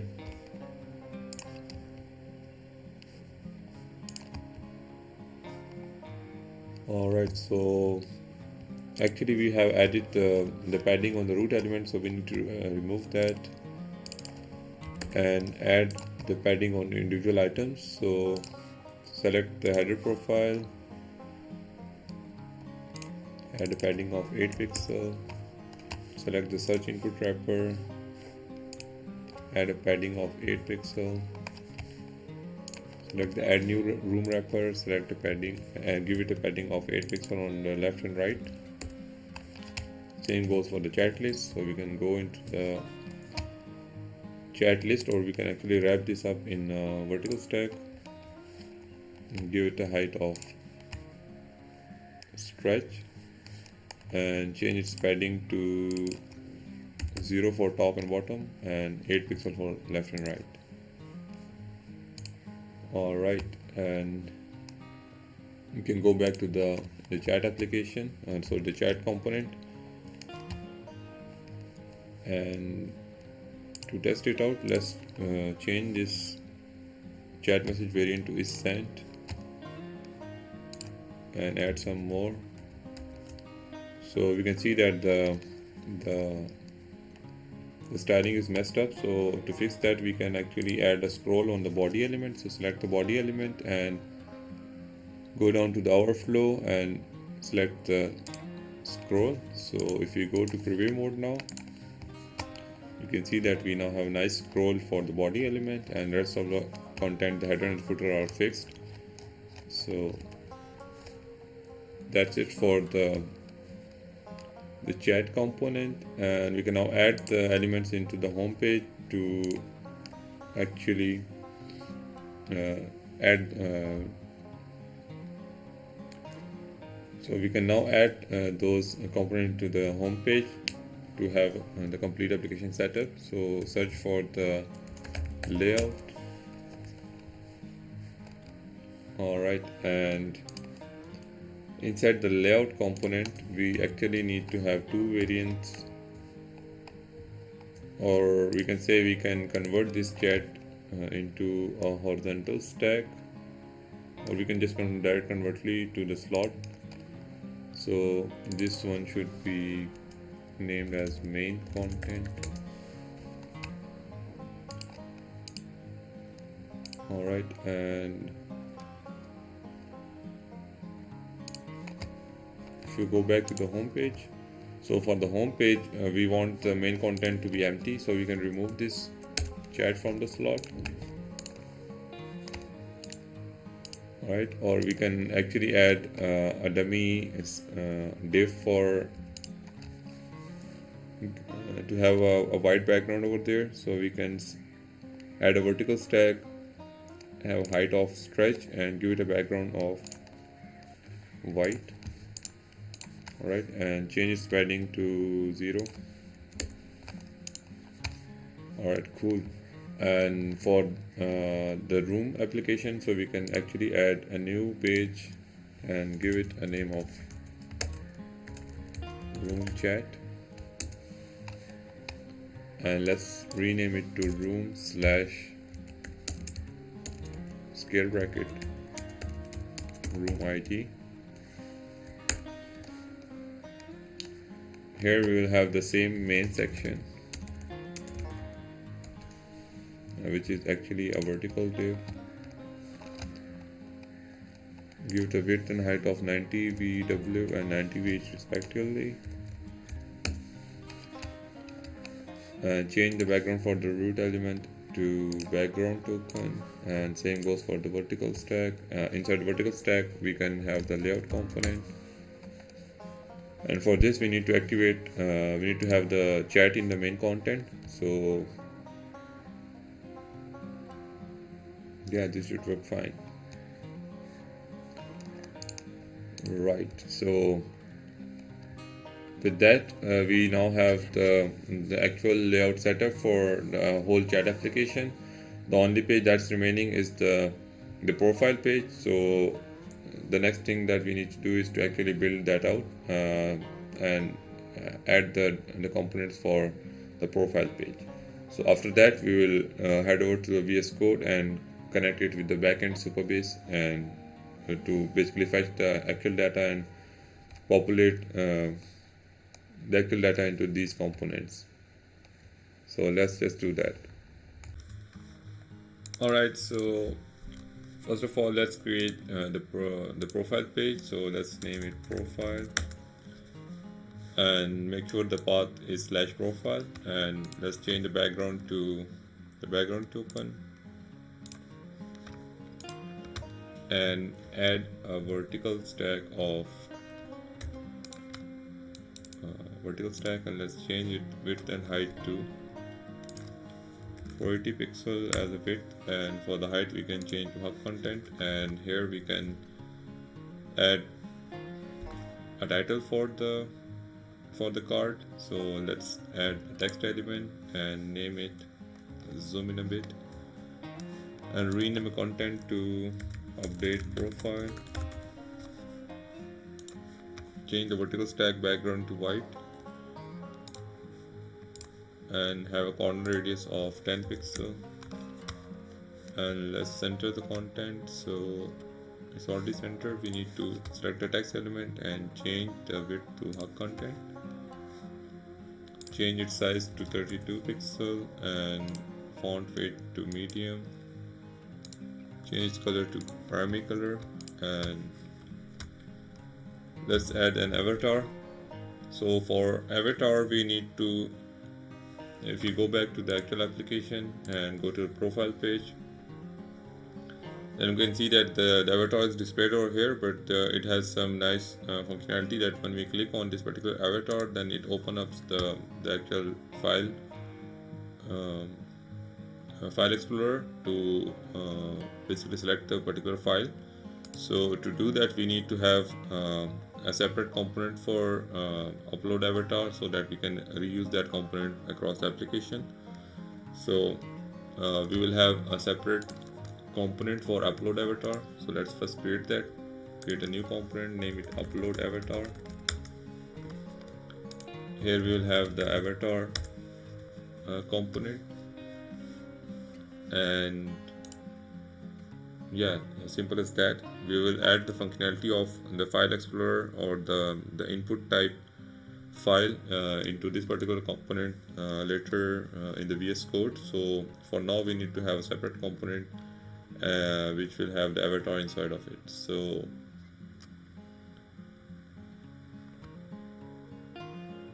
yeah, so let's go back to the profile page and add the upload avatar over here. Sorry, I have just clicked or typed some shortcut key for preview, I guess. Go back to the studio and I accidentally changed the width to hug content as well, so let's change it to 480 pixel. Alright, so select the vertical stack and type Q and enter the avatar component, upload avatar. After that we need to have two text input for first name and last name. So let's add that, copy and paste it. Change the placeholder for the first text input to enter your first name.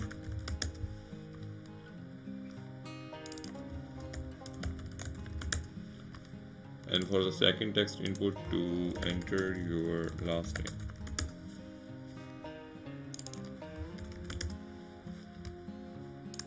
Alright, and we now need to add some row gap to have some nice spacing between the elements. So let's add the row gap of 16 pixel.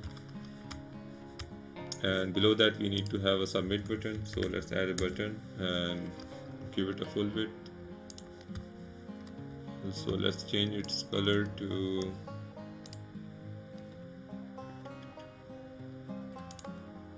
soft green. Alright, and let's rename its text to update profile, or we can say save profile. and below that we need to have another button to actually go back to the home page. So let's have its color to link and rename its text to Nextjs and have a link meta prop change to home page. So when we click on this Let's Chat button, it will redirect us to the home page. Alright, so I think that's it for this particular card, and we now need to convert this to a user profile component. So right click on the vertical stack and create component. Let's name it user profile. So why do we need to convert to a particular component? So that we can add different variants for this particular component.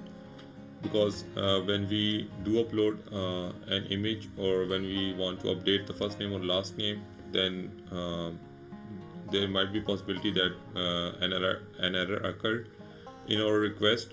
So we need to handle that error and display the error to the user in this particular card. So we will add a particular variant for handling the error. So go to the user profile, and the shortcut that I am using is Ctrl Alt and Enter key. First of all, in the vertical stack, change the layout to top center, and we now need to add a variant for handling the error. So add a toggle variant of is error. So whenever this particular variant is activated, we need to have a horizontal stack at the bottom of the card, and it will display a text element, and its color should be red. Alright, and let's change width to hub content and change layout to show the text element in the center of the card. Alright, and let's name the text to, let's convert the text to slot target and rename it to error message. Alright, so after doing so, we now have the design setup. We now need to change the names for to basically access these particular text input and button in our code. So let's name them. The first should be first name input and last name input. Let's name the button to save profile button, and this one we don't need to override any of stuff for this particular button, so we can leave it as it is. And upload avatar looks the same as well. Alright, so I think this should just work fine. So if you go back to the profile page, and yeah, this looks good now. And inside the home page, we can add the logic inside the code that whenever we click on this particular avatar, we will redirect the user to the profile page. The one thing that we need to do is to add a top and bottom padding for this particular layout for the profile header. So go into the sidebar component and select the header profile.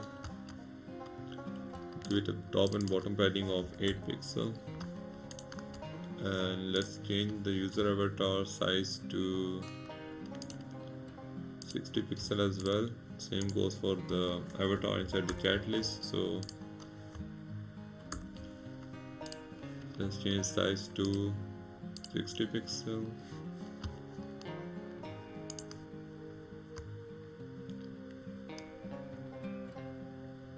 And let's center the text element for this particular chat list item as well. So go to the chat list item and select the horizontal stack and center it out.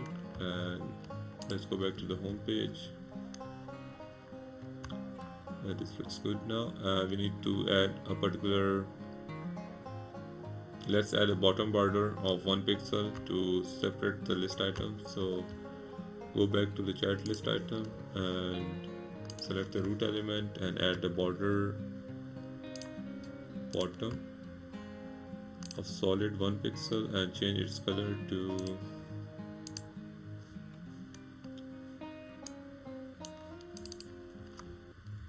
C3. Let's give it a bottom and top padding of 8 pixel as well. So go back to the home page, and yeah, this looks good now. Alright, and if you go back to the room chat page, then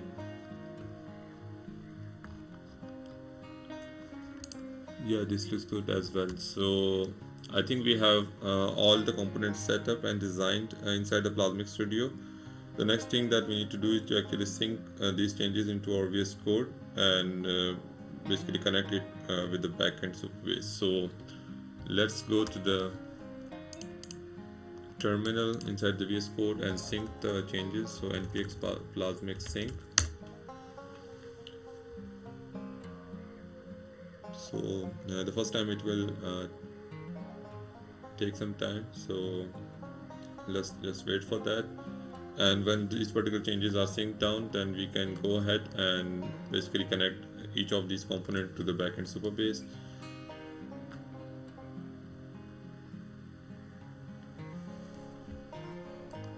Alright, so all of the changes are now synced down, so we can go to the localhost, and here we can see the home page is showing a list of rooms, the add room, new room button, and the search room input as well. So if we go to the room/ID, then it should actually show us the chat application as well. So cool. Another thing that we need to do is actually change the styling for the scroll bar as well, to have a minimalist UI for the scroll bar. So we can actually hide it completely, but I would like to have a thin scroll bar on the right. So yeah, so let's just do those particular changes in the CSS, and also connect it to the backend. Alright, so let's first add the navigation for the user profile and connect the user profile with the backend. So head over to the VS Code, and we can go to the sidebar component, and let's clean the comments, remove them, and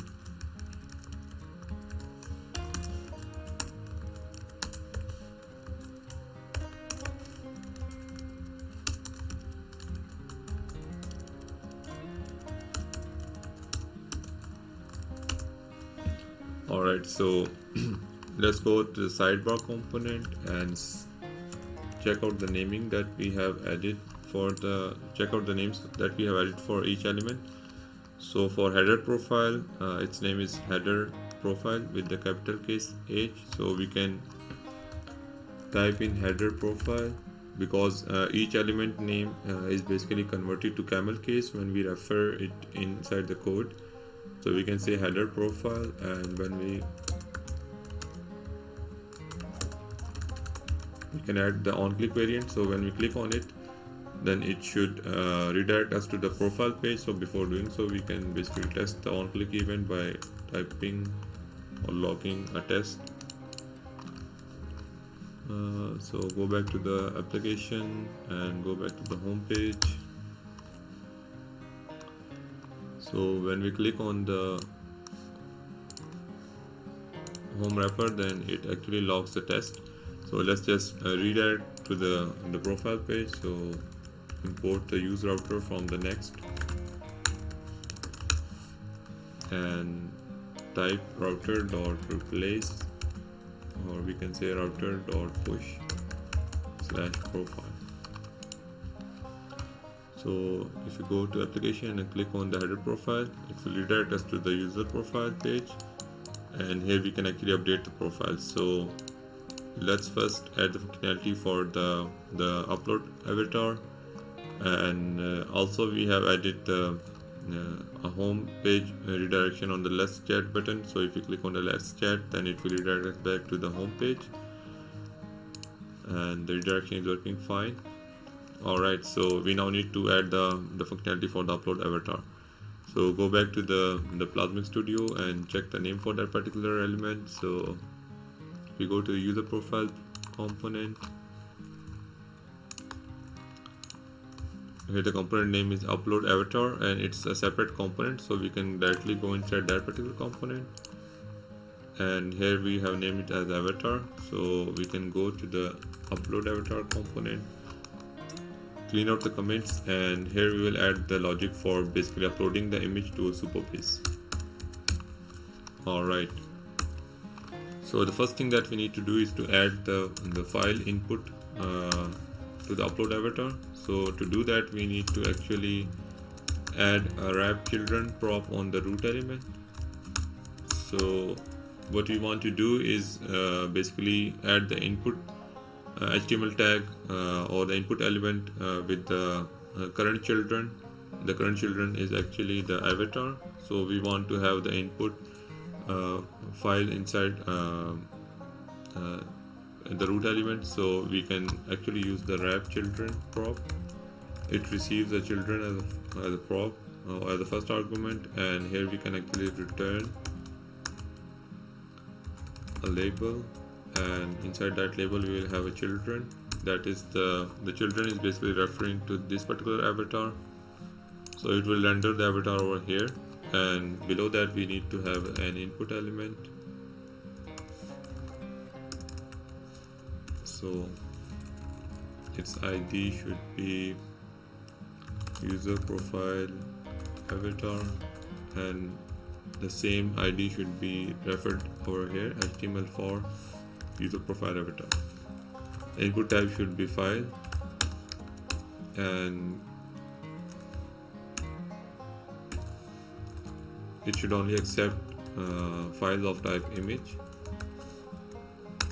Alright, so and the styling, for styling we will add display equal to none.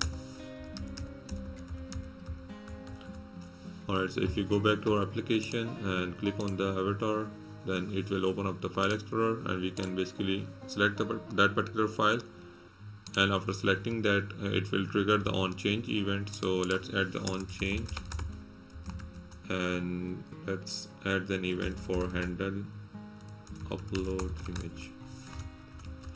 So create that function over here, const handle upload image. It will receive an event,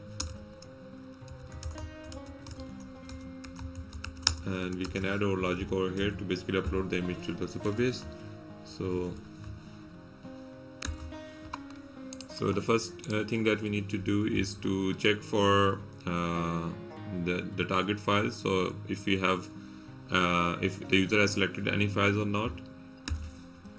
So event.target.files, if not of event.target.files, or not of event.target.files.length. So if user haven't selected any file, then we can set the upload error to please select a particular file to upload, and we can return from here. So we need to create or manage the state for error, so let's create that error, or let's say upload error, set upload error. By default the state should be empty, and let's create the state for loading as well. So let's copy the above line and change the upload error to uploading, set uploading, and by default it should be false.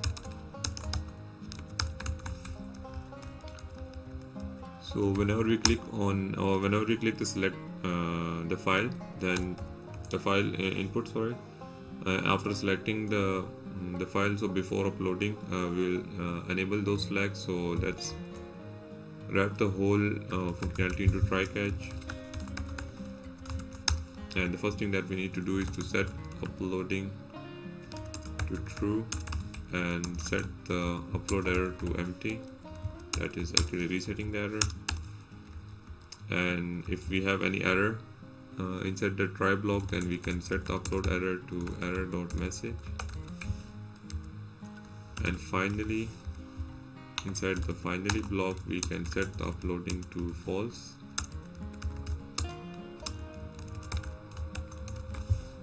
Alright, let's move the logic inside the try block. Alright, so the next thing that we need to do is to actually randomize the file name so that we don't have any overrides inside the Supabase storage. So the way to do it is actually get the file name from the event.target.files. So we actually pick the file from the selected files. So we only have the functionality to select a single file, so we pick the 0th index file from the files, and we actually split the file name by dot and get the extension, so the file extension, and we now generate a random number between 0 and 1. So it's basically a floating point number, so it will have 0.000 or something. A random number will be generated, and we add the same extension that for the actual file, so the final result would look something like 0.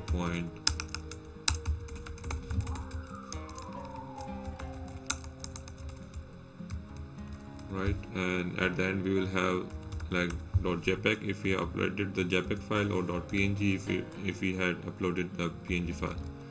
So this is the file name, and we store the file name as a inside the variable as a file path, and this file path will further be used to upload the file image, and we will give it a name of file path.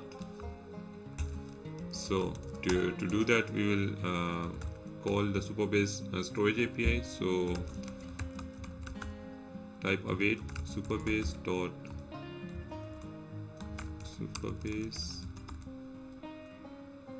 We need to import that. My imports aren't working, so let's just first save it. Supabase. Alright. Import from /util/Supabase client, and here we need to import Supabase. Alright, so Supabase dot from avatars. Alright, so before using the from, we need to actually address the storage API. So supabase.storage.from, and here we give it the folder name. So from avatars, the avatars folder is created by default when we actually executed the profile or the user management starter page. So if we go to the Supabase and inside the storage, go inside the storage, so we can see we have the avatars bucket available over here. So by default the avatars bucket is private. So as we have a pretty simple application and anyone can see the avatar of the other person, so we can basically click on this particular avatar bucket and change its policy to public. So let's make it public. Alright, so the avatars bucket is now public, and we can now upload the files to this particular bucket.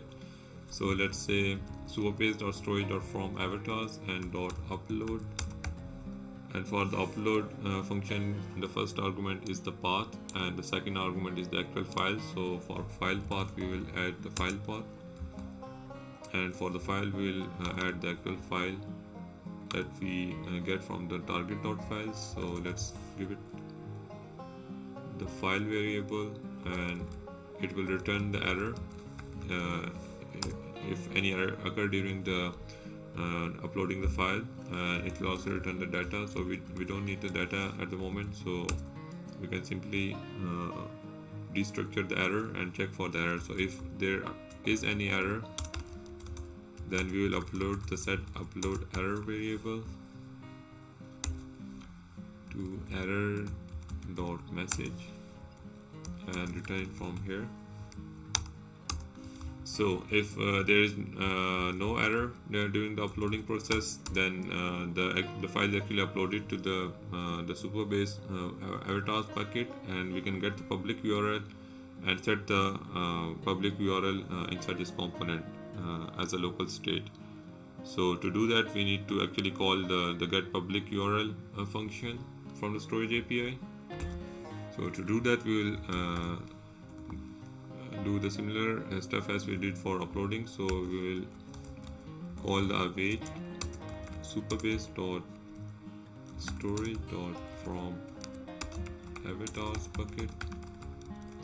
We want to get the public URL, get public URL for the file path, and it will return the public URL or error if any error occurs during the during the downloading process. So we'll name it to public URL error.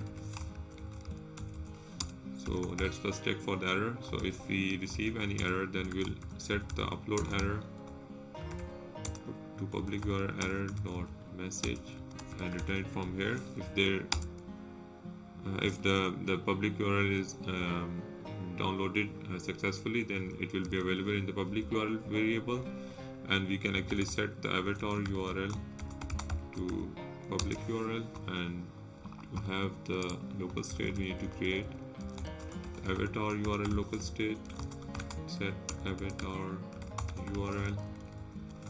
By default it's empty. Alright, and also as the upload avatar is a standalone component, so we can have a separate prop or a callback for on upload. So on upload will be called whenever we have successful upload of an image. So we can call the on upload callback and pass it the public URL. So any component or the parent component can actually use the on upload callback to actually get the public URL. So we will utilize that inside the user profile component. Alright, so we can now set the avatar URL inside the avatar component. So if you go back to the Plasmic Studio and go to the upload avatar, inside that we have the avatar component. So we can set the image URL prop for this particular avatar component. So we can say avatar, inside that we have image URL, and it will be set to avatar URL. And what we need to do, another thing that we need to do is to basically have the is error variant for this particular component, that is upload avatar, and the uploading variant as well to show the loader component. So to do that, we need to add the toggle variant, and let's name it is error. And if there is any error, then we will show horizontal stack with a text element, and let's convert it to slot and rename it to error message and change color to red. Another toggle variant for uploading. So if the avatar is currently in the uploading process, so we need to add another horizontal stack, and or we can actually let's do it this way. Add a horizontal stack and add an icon. So select the icon of loader, dual ring loader. Let's center that particular icon, and let's hide the avatar. Alright, cool. We can now sync these particular changes into our VS Code. Once that is done, we can actually access the property as a camel case. So is error will be true if we have the upload error available, and the error message will be equal to upload error. Same goes for uploading. So uploading will be equal to uploading variable from the local state. and we are now good to go. So we can now test this particular component by going into the user profile page. What it's saying await isn't allowed in non-async function. Alright, so we need to basically change the handle upload image function to async because we are using the await keyword over here. Cool, so we can now go ahead and upload a particular image. So let's upload the logo of the Plasmic, and nothing happens. So let's add some console logs over here to see what's happening, or before doing so we can actually refresh the page. So upload,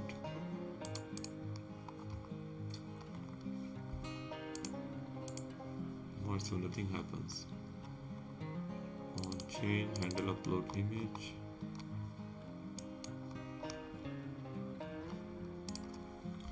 We can actually console log the event and see if it actually calling this particular function or not. So let's try it out.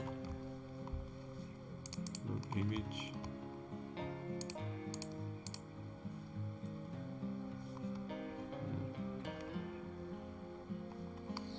I think the on change isn't triggered at the moment, so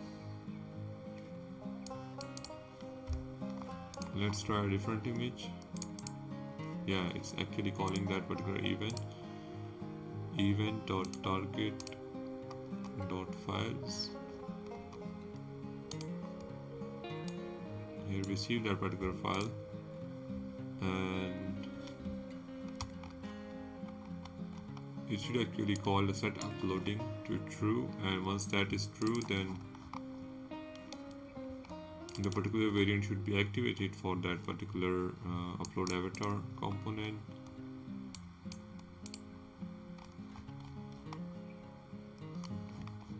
So let's log the error if we have received any error or not. Upload error. So let's try again with a different image, and upload error is undefined.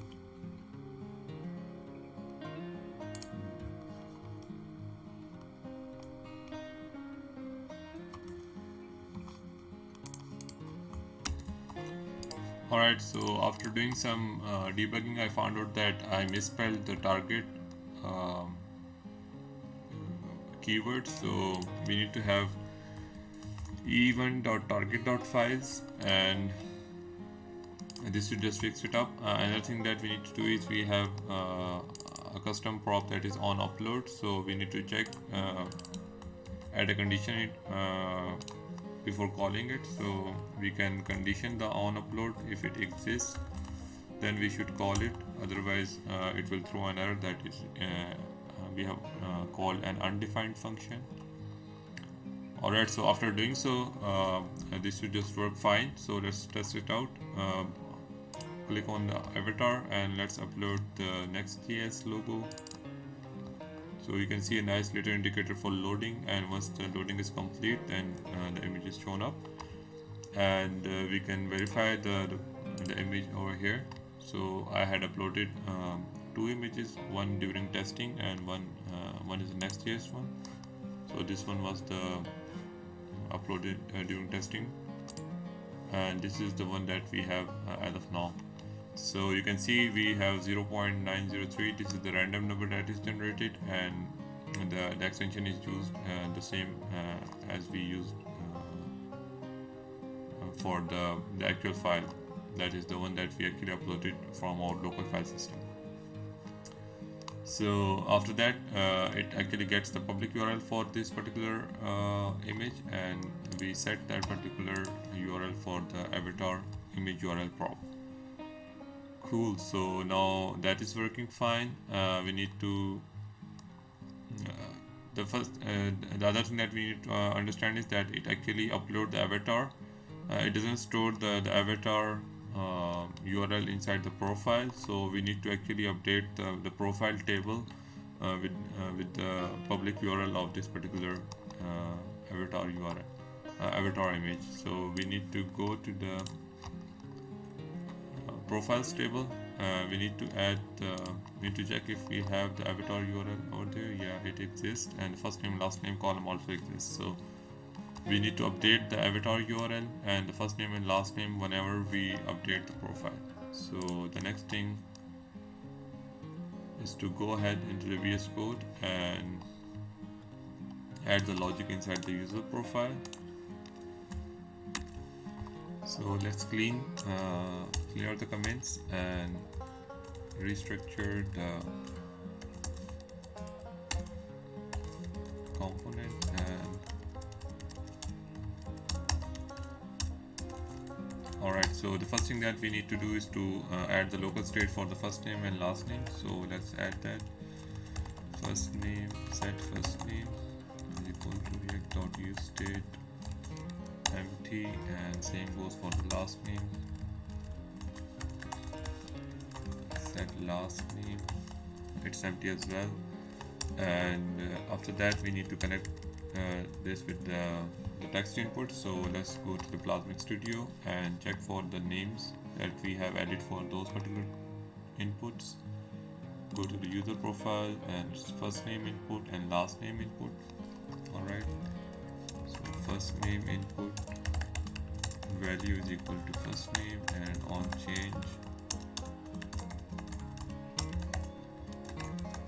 set first name is equal to event.target.value. The same goes for the last name. So last name input, and here we can rename it to set last name. Alright, and the next thing we need to do is to basically fetch the user profile from the Supabase, and if the default values, or if the user profile has first name and last name in the database, then it should display them by default whenever the component renders. So right now if we go to the user profile and refresh the user profile page, then these two fields are empty. And if we and the user profile is empty as well by default. So for testing purposes, let's add let's insert a row for the login user, which is this one. So the user ID is, let's copy the user ID and go to the profiles table, insert a row. The ID should be equal to the auth user ID. So paste that in, and let's name the avatar. Yeah, let's add the first name to Asim and last name to Khan. Save it, and we now have first name last name editor here. So if we still refresh the profiles page, it won't show up because we haven't fetched the profile from the Supabase yet. So the next thing that we need to do is to actually fetch the user profile and populate or set the default values for first name and last name. So to do that, we need to actually get the currently logged in user using const user is equal to supabase.auth auth.user, and we need to call the get user profile. So to do that, we need to alright, to fetch the user profile, we will use the Supabase select query, and to do that we will utilize the React query to basically fetch the user profile, and we will also use the React query for actually calling the post and put request that will be used when we actually update the user profile. So first of all, we need to install the React query npm library. So open up the terminal and type yarn add React query. So once the React query is installed, we will set up the root provider or the query client provider provided by the React query inside the app.jsx. So we will need to wrap the component inside the query client provider. So let's wait for the React query to be installed. Alright, so it's done. So let's wrap the component in query client provider.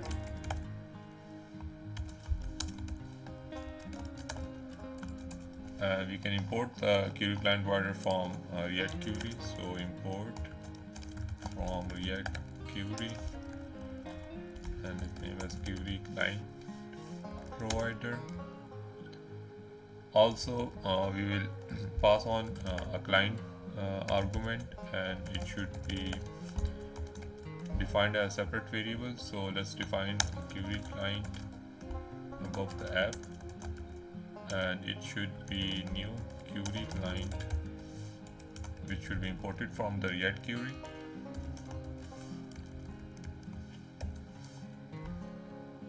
And it receives an object, so we'll pass on the default options for queries. So by default, whenever a certain query fails, then React Query retries with exponential backoff at least three times. So we need to set the retry count to 0, and also we want to refetch on window focus to false. Otherwise, whenever we refocus into the browser window, it will refetch all of the queries. So we don't want to overload our backend server. So by default, we want to set it to false. And yeah, that's it for the default options. And we pass on this particular variable to query client provider as a client prop. And we can now access the query client inside the child components using the use query client hook. So after setting this up, we can now go to the user profile. Yeah, before going to the user profile, we need to create the use query hook for the user profile. So we can create a new folder inside the root. Let's name it lib. And inside lib, we will create another folder named as Supabase, and this folder will store all the queries and mutations for different tables. So we are currently dealing with the profile table. So let's create a profile.js, and here we can create our first React Query hook for fetching the user profile. So let's export const use, and the convention that I'm currently using is the action that we want to do and the name of the action. So currently we are getting the user profile, so we will say use get and user profile, right? And it will receive a user ID, and we will use the React Query use query hook. It should type linting isn't working fine, so we should import it from React Query and use query. Alright, so we'll use the use query hook, and the first argument that we pass on to use query is the key that should uniquely identify this particular query. So we will name it user profile, and we'll pass on the user ID. So this user ID will make it unique. And the second argument is the actual function that should be called, and it should be an asynchronous function that should actually fetch the profile from the Supabase. So we will create that in a bit. So let's name it get user profile, and we will pass on the user ID. And the third argument is the config options. So we will pass on the enabled property, and what this do is it will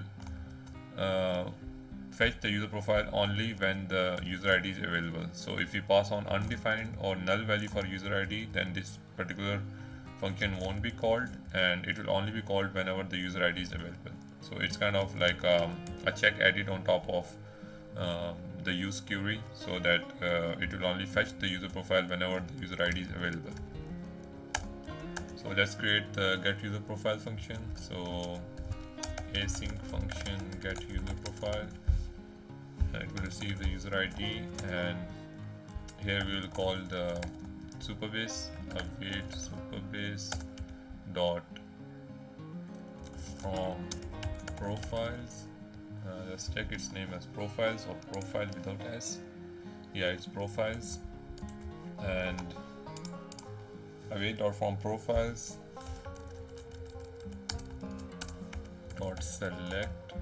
We need to select all the fields, and we need to apply the equal filter where the ID is equal to user ID, and we want to fetch a single element, so or we want to fetch a single row, so add the dot single modifier. It will return a data or error if any. So let's check for error. If we have encounter any error, then we will throw that error, and if we don't receive any error, then we simply return the data. Alright, cool. So we can now use this particular hook inside our component. So save this file and go to user profile. Here we can say const is equal to use get user profile, and we will pass on the user ID, add a optional change modifier. Alright, so if the request is successful, then we will receive the data, and let's rename it to user profile. Otherwise we might receive an error, right? So we can check for is error and is loading all of that particular state. So currently we only are interested in the user profile, so let's log that out and see if we actually received the user profile. So what is the expected enable to be boolean. Alright, so we can go ahead and convert it into boolean. Perfect. So you can see that the first time the function render in, then it logged out the undefined, and as soon as the backend API request is successful, then we receive the user profile for this particular ID, and the first name and last name are available. So we can basically update the user profile default values. So what we can do is we can add the react.use effect, and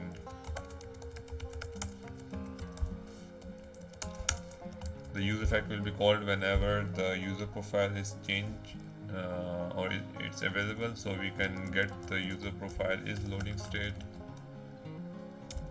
is settled,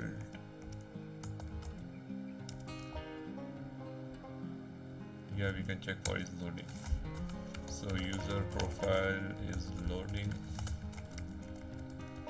So whenever the user profile is loading is changed, we can change the first name and last name, and we can check for the user profile variable as well. So set first name to user profile dot first name, and set last name is equal to user profile dot last name.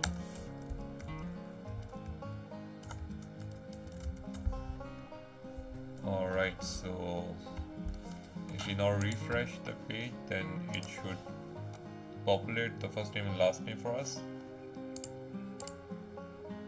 I think I have misspelled the variable. Yeah, we need to first name and last name. Yeah, you can see that whenever we refresh the page, whenever we land on the user update profile page, then it will automatically populate the first name and last name. And the same goes for the avatar URL. So to do that, we need to actually expose the URL prop on the upload avatar, so that we can pass on the URL from here. So to do that, we can go to the upload avatar, and here we will add a prop as URL, and we can set the URL in the use effect.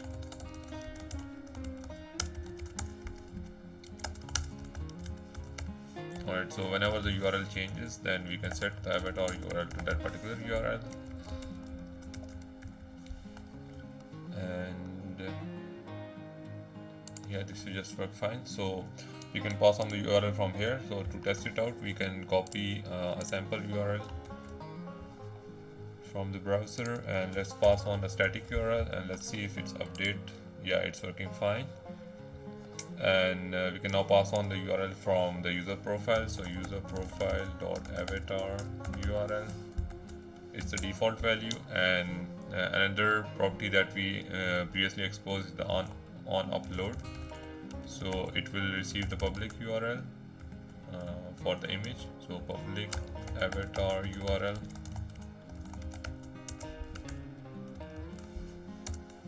and here we will call the update profile mutation to basically update the avatar URL on the backend. So for testing purposes, currently we can basically log it out. Alright, so if you now open up the user profile page and upload a particular profile image, then you can see it will log that particular public avatar URL over here. So we can use this particular URL and upload it to the Supabase. Alright, so to do that we need to have a mutation, or you can say a post request function available. To do that we will use the React query use mutation hook, similar to the use get profile. Alright, so to basically update the profile, we will use the use mutation hook from the React query. So go to the profile file, and similar to the get user profile, we will use the use update user profile hook, and it will receive avatar URL first name and last name, because we only want to update these three particular fields. And it will return a use mutation hook from the React query. So let's import it from React query, use mutation. It's the same as the use query, so we can the only difference is that it doesn't have the unique key, so we can just directly pass on the function that we want to call. So the function is update user profile, and it receives the same avatar URL, last name and first name, and we'll pass on the enabled property as well. So it's, or yeah, we don't need to pass on any attributes. Use update user profile. Yeah, this looks good. We need to create the update user profile, so it's an async function. Update user profile. Update user profile. It will receive avatar URL, first name, last name, and we will call the Supabase update query or upsert query to actually update the user profile. Alright, so the first thing that we need to store is the fields that we want to update. So let updates is equal to avatar URL, first name, last name. The ID should be equal to the currently user login ID, so we can get the currently logged in user using supabase.auth.user. So ID should be equal to user.id, and updated at field should be equal to new date. Let's check if we have any other column. So ID updated at username, avatar URL, website. Yeah, we only need to update avatar first name and last name, so we aren't utilizing the username and website at the moment, so we can just skip those. Alright, so go back to the VS Code and let's call the Supabase upsert query. So Supabase dot from profiles dot upsert updates, and we can use the returning equal to minimal property. Now what this does is it tells the Supabase that whenever the update is successful, then we don't want to return the data, the updated data. If we remove the returning minimal, then it will return the updated data into the data variable over here. So as we are not concerned with the data at the moment, so we can just use the returning equal to minimal, and we can check for the error. So if any error occurs, then we can throw that error so that the use mutation hook can pick it up and provide the necessary fields or attributes in the component. Alright, so that's done. Let's go to user profile and let's use that particular mutation. So const use update user profile mutation is equal to use update user profile, and we can call that particular function over here. So we can say await update user profile mutation dot mutate async, and we can pass on the payload or the variables that we have exposed on that particular function. So if you go back to profile.js, these variables are now available. Wait, I think I have missed something. Yeah, these variables shouldn't be available over here. We can copy paste it over here, because inside the use mutation, the payload that we are passing to the mutate async or the mutate function are passed on to this particular function, right? The function that we have passed on to the use mutation. So we have fixed that out, and we actually want to pass on the avatar URL first name and last name. So we can go ahead and on upload only provide us with the public avatar URL, so we can only update the avatar URL over here. And we have used await keyword, so let's change the function to async, and this should just work fine. Alright, so let's check it out, and what it says.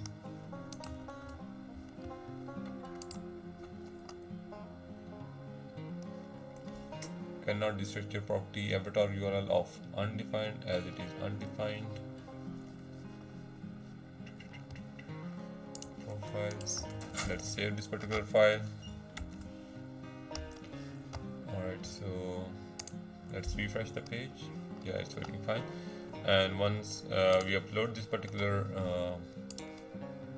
avatar, then it should actually update the user avatar URL field inside the profiles tab.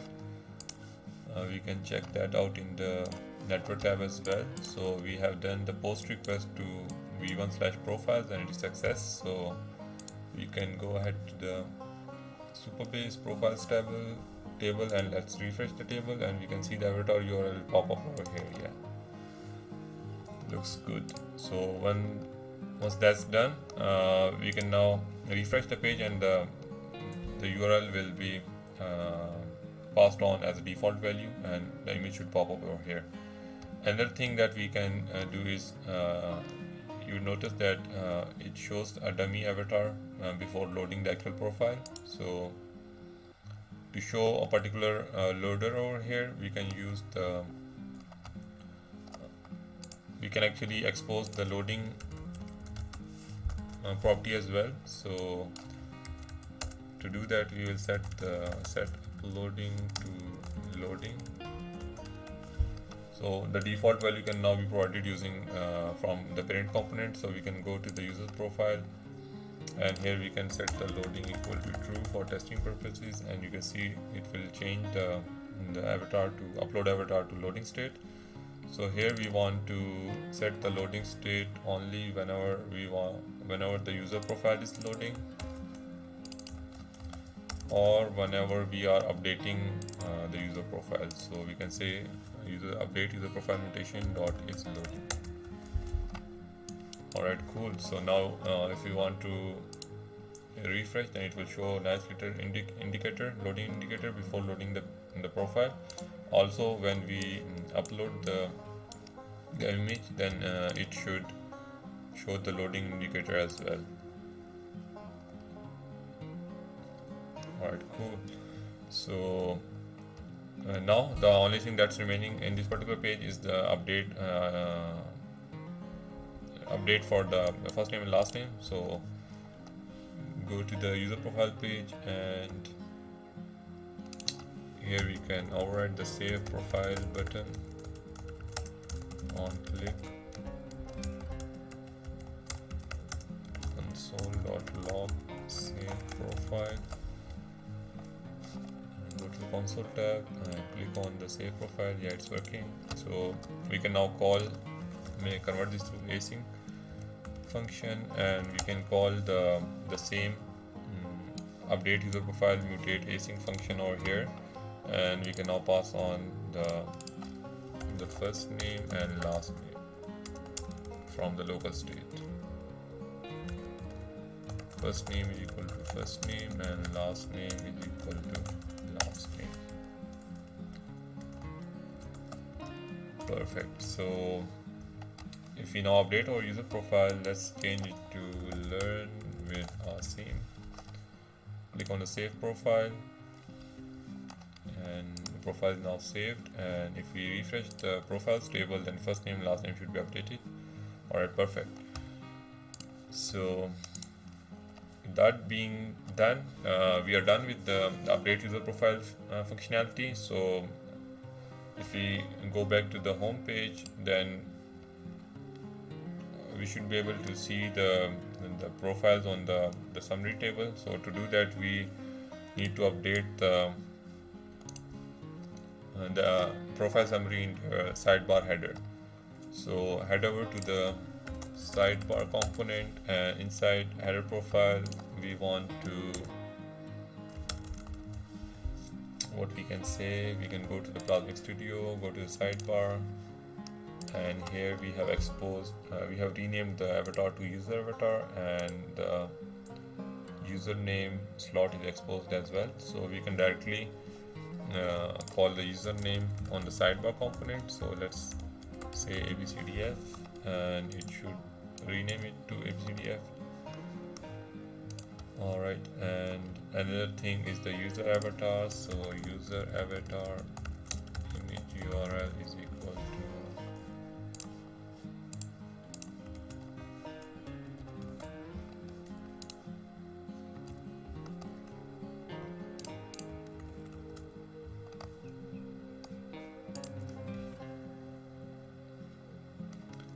I think I have set the is empty attribute to true inside the Plasmic Studio.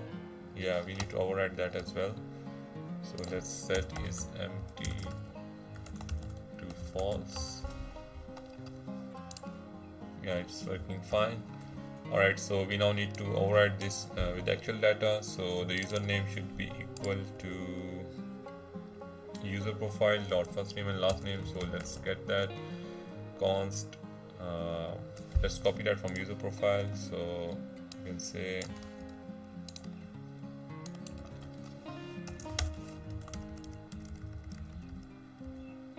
we should import the user profile, and we don't need the is loading state over here. Alright, so the is empty is equal to not of user profile dot avatar URL,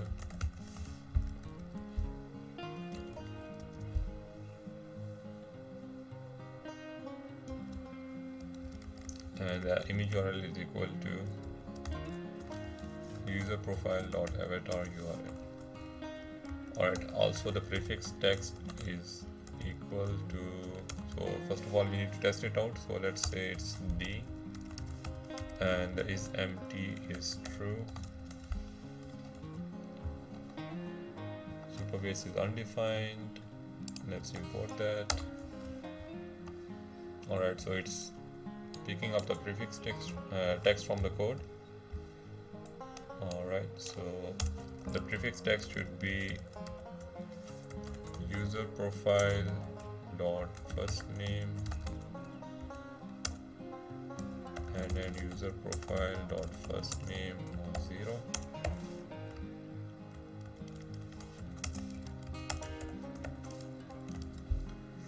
If first name doesn't exist, then we want to, or then we will pick the user email. So because the user email will always exist, so we can pick the first character from the user email. So we'll say user dot email of 0.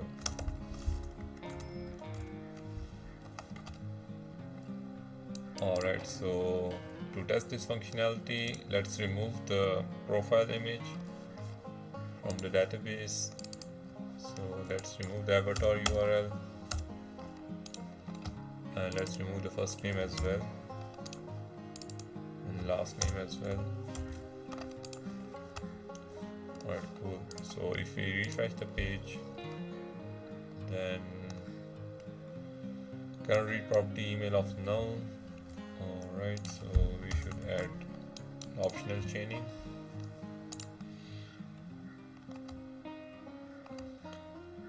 Alright, cool. So we now need to update the username as well. So the username should be the same. It should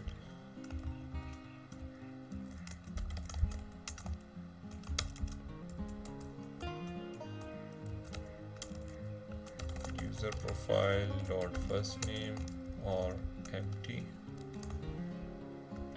and user profile dot last name or empty.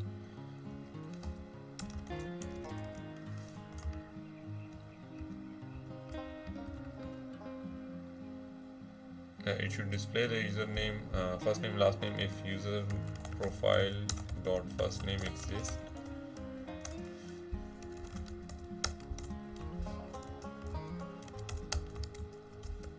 Otherwise, we will pick the user dot email. So it should display the email as default, and we need to convert the first character to uppercase. So user.email dot to uppercase. That looks cool now. Alright, so let's update the user profile. Pick the Plasmic logo, and let's add the name for first name and last name. Learn with Asim. Save profile. Let's chat, and let's go to the home page, and we can see the first name and last name is updated as well. Perfect. So by now we have completed the functionality for user profile, and the next thing that we need to do is to add the new chat rooms, and then the last thing would be to add the chat messages. Alright, so the first thing that we need to do is to go to Supabase and create a table for chat rooms. So head over to the table editor and click on the new table button. Here we can name our table as chat rooms. Give it an optional description if you want to do so, and here we only want to have a single column for the room name, and its type is text, and we don't want to allow null values. So what we can do is go to settings and remove the check from is nullable and save it. So it will create a chat rooms table for us, and after that we can go ahead and fetch the chat rooms or create the new chat rooms from the VS Code.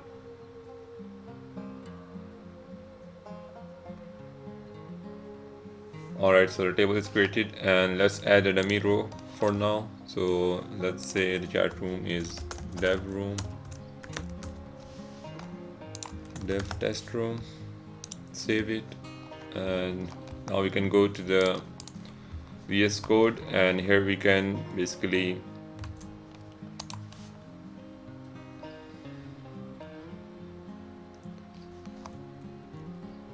so now here we can basically fetch the chat rooms and display them inside the chat list. So first of all we need to go to Plasmic Studio and check for the variable names.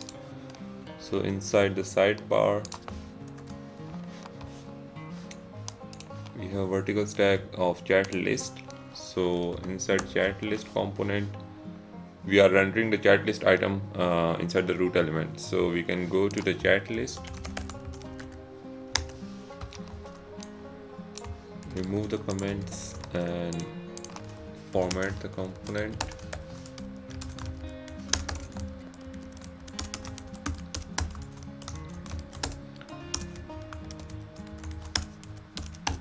Alright, so here we can basically use the wrap children component to provide to basically map through the different rooms and show them in a list. So let's assume a dummy list for now. Room names is equal to ABC room 2, and we can use the wrap children function which will receive the children and will map through the room names dot map, and we receive a room name which will return a chat list item. A chat list item is the same component that we basically designed for a single chat list item, and here we can pass on the room name which is defined as slot over here. So it is converted to camel case, so it's the same as mentioned over here. So we can say room name is equal to room name, and this should actually display a list of chat rooms. So the chat rooms are now displayed, and we can go to the Plasmic chat app inside the Plasmic Studio, and inside the chat list item we know that we have an avatar component which receives the image URL, so we can pass on the room name prefix as well as we did for the user profile. So we can say avatar, inside avatar is empty will always be true because we don't upload any avatar for the room name, so by default we will make it empty, and the prefix text will be equal to room name of 0, room name of 0.2 uppercase. So this will actually pick the first character from the room name and display it as a prefix text over here. So the integration is done with the default data, so we now need to with the dummy data from the room names list. So we now need to fetch the room names from the backend Supabase and pass it over here. So to do that, we will go to the lib Supabase folder and create a new folder for chat rooms, chatrooms.js. Here we will export a function name use get chat rooms, and here we will return a use query from the React query. So let's import it, use query from React query, and the first argument is a unique key that identify this particular request. So we will name it as chat rooms list. The second argument is the function that will actually fetch the data from the backend, so we'll name it get chat rooms,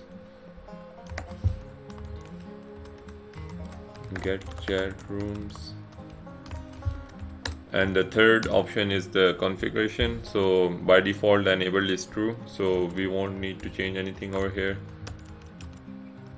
Alright, so now we need to create the get chat rooms function. So async function get chat rooms, and it will actually call the Supabase API. So let's call that await Supabase dot from chat rooms dot select, and here we want to fetch all the columns, so we'll use the wildcard static, and we want to return a list of arrays, so we won't use any other modifier over here. So let's receive the destructure the response, so we will receive error if there exists and data. So we now need to check for the error. If there is an error, then we will throw that error so that the React query hook can listen to it, and if there is no error, then we will simply return the data. Alright, so I think this looks good now, and yeah, we can simply use this use get chat rooms inside our component. So go back to the chat list component, and here we will say const use get chat rooms, and we'll destructure the data into chat rooms. Also, we will receive is loading and is error state, so we'll use that in a bit. Currently we are only concerned with the chat room, so we can simply log that out. And let me get back the chat rooms. Yeah, you can simply log the chat rooms and see what it actually returns. So we can see we have chat rooms. It's an array, and it returns all of the columns that are inside the Supabase table. So we can actually refer the room name as a room underscore name. So what we can do is we can replace the room name with the chat rooms, and here we can destructure the room name as room underscore name, and we can pass on the room name to the component. Alright, so this should now fetch the data from the backend and display it over here. Perfect. So we can now remove our dummy room name list and remove the console log as well. Also, we now want to add the is loading state. So if we now refresh the page, you will notice that it actually shows empty list before rendering the actual list. So during the loading state, it's basically rendering nothing. So we want to show a particular loader. What we can do is go to the chat list component, and here add another variant. Let's say is loading,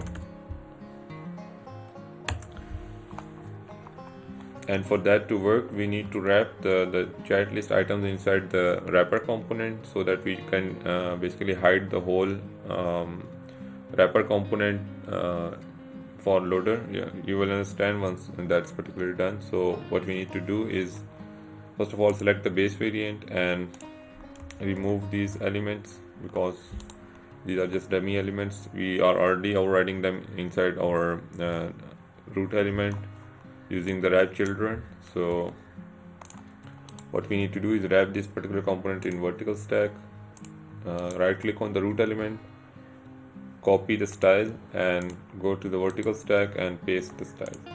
Alright, so it will just duplicate the style inside this particular div. Let's name this as chat list wrapper. Alright, perfect. Now we need to go to the is loading state, and here we will hide this particular wrapper and display an icon, which will the icon should be outside the chat list wrapper. Alright, so the icon should display the loader. Let's change it to the dual ring loader, and let's change its width and height to 32 pixel. Perfect. So now we need to sync down the changes. So npx plasmic sync.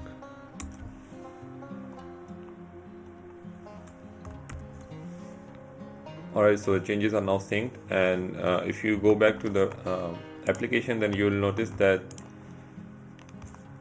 there isn't any loading state at the moment. So what we need to do is basically, instead of wrapping the children of the root element, we now need to pass on the list of items to the chat list wrapper. So for that, we need to basically copy this code and override the chat list wrapper,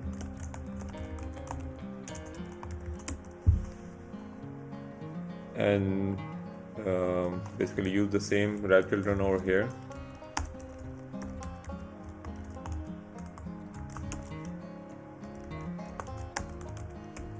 Reset the state for the root, and what we now need to do is pass on the is loading from the chat rooms query. So we will restructure that. Let's rename it to chat rooms loading and pass it to the is loading prop of the Plasmic chat list.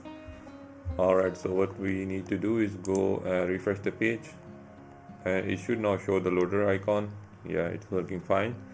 Perfect. So now we need to add the functionality for adding new rooms. So for that we need to go to the sidebar, and inside the sidebar we need to see what we name that particular stack. So its named is add new room wrapper. So we now need to add an on-click event on this particular div. So go back to the sidebar, and here we need to add an on-click event. So add new room wrapper, on click, and let's simply log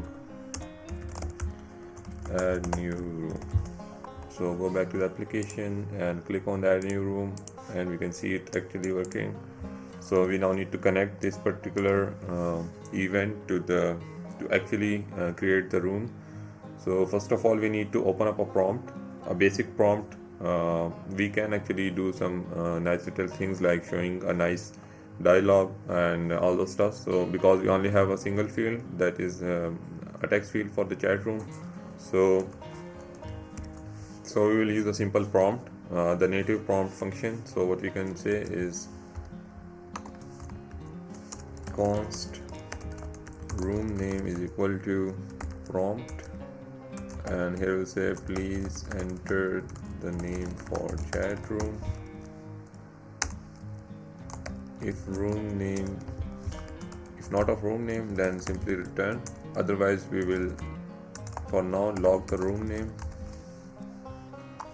So when we now click on this particular button, it will open up the prompt, and here we'll say new room.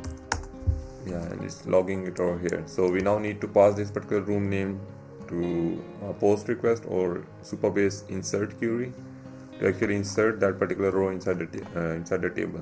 So for that we will create a mutation. So go back to the chatrooms.js, and here we'll create a new mutation for creating the chat room. So export const use create chat room. It will receive the room name,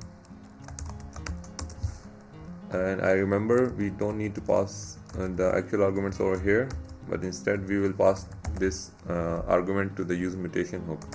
So use mutation, let's import it from the React query, use mutation, and it will receive a function as the first argument, and it will receive the actual arguments as a payload as the first argument, and we'll say create chat room. So this is an async function, create chat room. We will pass on the room name to the chat room function, and here we will receive that particular argument, and now we need to call the Supabase query. So let await Supabase dot from chat rooms dot insert, and it receives an array of values. So we'll pass on the array of object, and the object will receive a room name. Alright, so what we can do now is restructure the error if it exists, and the data. If there is any error, then we will simply throw that error, and otherwise we will simply return the data. Perfect, cool. So we can now call this particular function, using the use create chat room hook. So let's save this particular file and go back to the sidebar. Here we will import that particular function, that particular hook. So we can say create chat room mutation is equal to use chat room, import it, and we can now call this particular mutation over here dot mutate async. And for using the async functionality, we will convert the function to async, and we can await this particular function call, and we'll say room name is equal to room name. Alright, so this should actually add the particular room into the database. And let's say add new room, and this is a test room. Okay, this will do the backend API call with the post request, and it's successful. So if we now go back to the table and refresh the table, we will see that it has another row with the test room. Alright, so the only thing that we are currently missing is that it doesn't automatically refresh the chat room, so we will have to manually refresh the page to see the actual result. Alright, so now we need to do is whenever we add a new chat room, then our application should automatically refetch the chat rooms for us. So that's why we are using React Query, and it's really simple. We can just do it in a single line or two. So what we need to do is go to the chat rooms, and here comes the unique key that we actually provide to the use query hook. So we provide a chat room list as a unique key to this particular request. So we can copy this query and go back to the use mutation, and inside the use mutation, the second argument is a configuration. So here we will say we want to perform certain things or certain operations after a successful creation of the chat room. So we can say on success, and here it receives a function. So this function will execute when this particular query is successfully executed. So we will use the query client. So we can say const query client is equal to use query client, and we can import this from the React query. So use query client, and it's available inside this function because we have wrapped our application inside the query client provider, and we passed on the client as well. So inside the chat rooms, we can now use the query client to actually refetch the query using the query key. So we can say query client dot refetch queries, and we will pass on the chat rooms list as a query key. So what this will do is after creation of the chat room, it will refetch this particular query. So we actually refetch the whole query using a single line.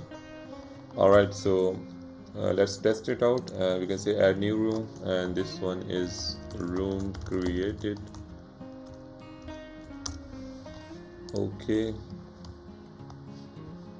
and you can see it actually does the use query or the get query after successful creation of the chat room, and automatically refresh the room for us. Perfect. So now we have completed the add new room and chat room functionality.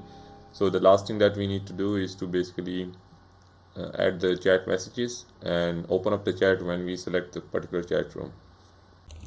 So to create the chat messages, we first need to create a table for that inside the Supabase. So go ahead and inside the table editor, we will click on the new table, and here we'll say messages, and add a column for the content. It should be text, and click on the settings icon. It's not is nullable, so uncheck this particular checkbox. Add another column for the sender, so we will keep track of which user actually sent the particular message. So this is going to be linked to the user table, and here we'll say select a table to reference to, it's gonna be auth.users, and the reference is actually with the ID column, so it's safe.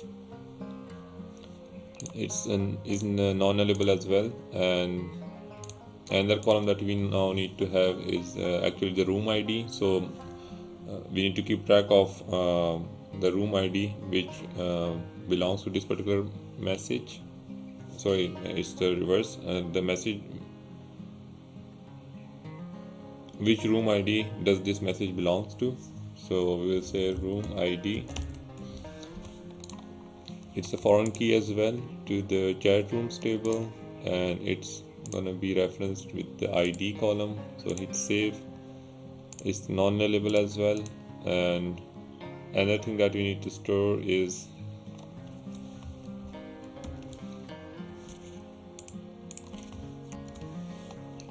I think that this is it for this table. So click on the save button, and it will actually create this particular table for us, and we will add a particular row for testing purposes as we did for the chat rooms.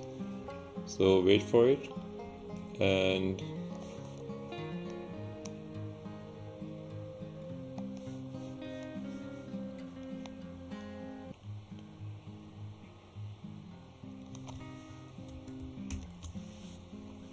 alright, so the table is created, and let's add a dummy row for testing purposes. So go to the profiles, and we'll copy the ID of this particular user. So copy cell content, go to messages, insert a new row, and for sender we'll paste this particular value. For room ID we will choose 1, and for content we'll say this is the first message for testing purposes. Save it. We can now go back to the VS Code and start integrating it with our Plasmic. So first of all, we need to have redirection to this room chat page from the home page. So once we click on this particular chat list item, then it should redirect us to the room page. So for that we need to go to the chat list component. Over here we now need to add an on click on this chat list item, and here we will say it's a function.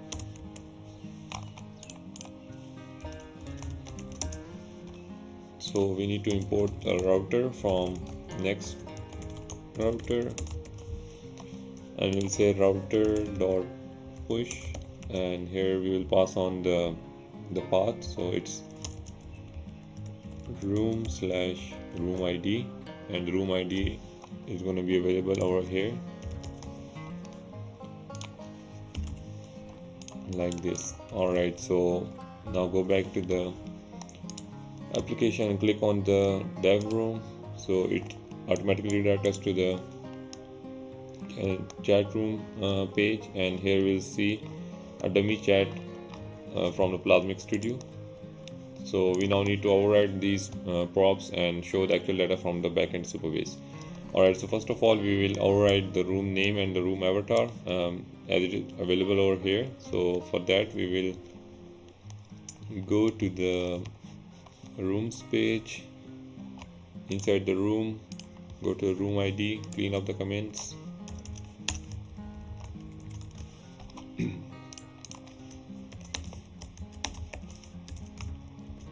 Alright, so here you'll see that inside the Plasmic Studio we have defined a default content for the main content, that is chat. So as it is a slot, it can contain any kind of element. It can contain native HTML tags or any React component. So we will override this main component to make sure that it always have a chat component, and we'll pass on the room ID to this particular chat so that it can have contextual information of which particular room I'm currently rendered in. So for that we will override the main content of the layout to always render the chat. and we'll pass on the room ID over here. So we can fetch the room ID from the URL by importing the router from the next router, and we'll say const router.query, and we'll destructure the room ID. Alright, so inside the chat component, let's clean up the comments and destructure the room ID from the props. Here we can console log just for testing and just to make sure that we receive the actual room ID. So go to the console tab and you can see we receive the room ID from the URL. So if we go to a test room, it will log the room ID as a 2. For room created, it logs 3. So what we now need to do is actually fetch the details for this particular room ID from the backend. So we can go to the chatrooms.js, and here we will create another get query. So we can say export const use get chat room details, and it will receive the chat room ID. So we will receive the room ID. Here we'll call use query. The first argument is the unique key, so we'll say chat room details and the ID of the room chat room. The second argument is the function that will actually fetch the chat room details, so we'll say get chat room details. So let's create that component function over here. So async function get chat room details, it will receive the room ID, so we'll pass on the room ID over here. And another thing that we missed over here is that we only want to call this particular API or function once the room ID is available. So if the room ID is null or undefined, then this particular function won't be called, and we won't lose any resources for calling an extra API with undefined value. So alright, so inside the get chat room details, we now need to call the Supabase query. So await Supabase dot from chat rooms. Let's go with multi-line over here. Dot select static dot equal, and ID should be equal to room ID, and we will use the single modifier because we are fetching the details for a single chat room. So we'll use single, and we'll destructure the error and the data. So if we receive any error, we'll throw that error so that use query will get it and provide us with the necessary variables like is error and error message. And if there is no error, then we can simply return the data. Alright, so we can now use this particular hook inside our component to go to the chat component, and here we will simply say const use get chat room details, and we'll pass on the room ID. Here we'll destructure that data and rename it to room details. Let's simply log the room details. So here you can see that the room details are fetched from the backend and displayed over here. So we can pass on the room name and avatar prefix to this particular component. So let's go back to the studio and see what we have named that particular element. So the avatar is named as a room avatar, and the text isn't named anything. So let's convert this to a slot and rename it to room name, or actually room name. Alright, so let's sync the changes and wait for it. Meanwhile, we can actually pass the actual values over here.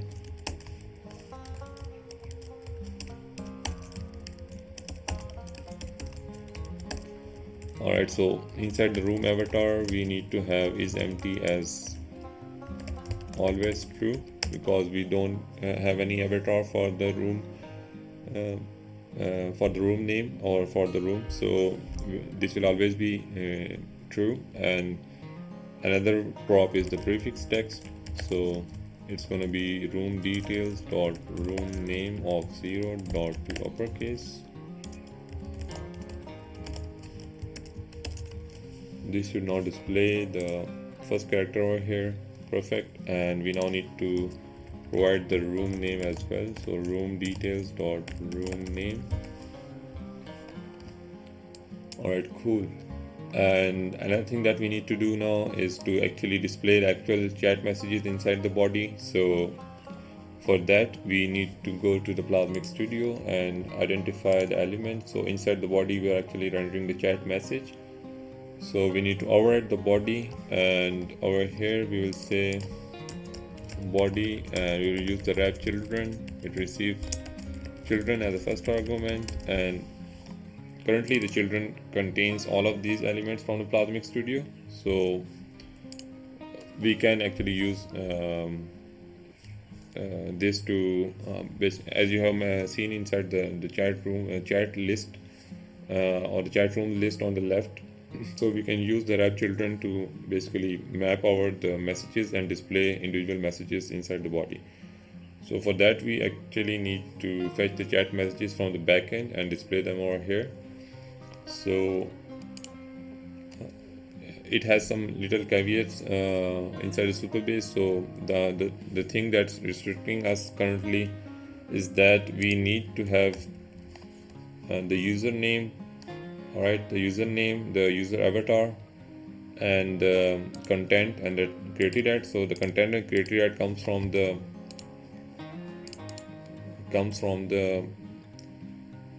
messages application, but the username, or you can say the email and the avatar URL comes from the user profiles tab. So for that we actually need to have a join with the user table and a further join with the user profile table. So currently the Supabase doesn't support joining with user table inside the JavaScript library. So we will need to have a function inside the Supabase which will actually do the joins and return that particular data for us. So the next step would be to create a Supabase RPC, that is remote procedural call, a remote function that we will create inside the Supabase with the name get messages, and it will return the particular messages for that particular room. So let's do that. And if you are a little bit confused, then just stick with me and you'll see once we call that particular function inside our code base. So currently we will do some basic SQL inside the Supabase. So go to the SQL editor, and here we'll create a new function. So click on new query and rename the query to, click on the drop down, rename query, and we'll name it create get messages function. Save it, and here we'll say, so first of all let me add the template for writing the Postgres SQL statement. So we can say create or replace function, and the function name goes over here. Then we will define any arguments that the function receives. So argument and then argument type. After that we have the returns type. So we can say returns, and the return type will go over here, and then we will type as and $. That's actually the syntax of the PGSQL. So after that we'll say PLPGSQL. It's actually the language. So language PLPGSQL, and security definer. Alright, so the security definer means that whatever query we write over here will be executed with the the permissions of the same user or the same role which actually creates this particular function. So if you don't define the security definer over here, then if we go back to the JavaScript and write or call this particular function, then it will throw an error that the user role doesn't have any permission to call this particular function. So to call this particular function from the JavaScript code, then we need to have the security definer keyword defined over here. Alright, inside the $, we'll use begin and end, and here we will write our particular query.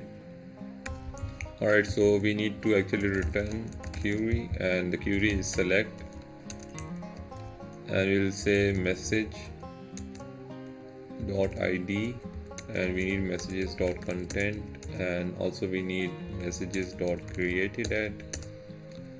Apart from that, we need the username and user email. So let's say auth.users.id, auth.users.email, and we need the avatar and first name last name from the profile. So we can say profiles.avatar URL, profiles.first name, and profiles.last name.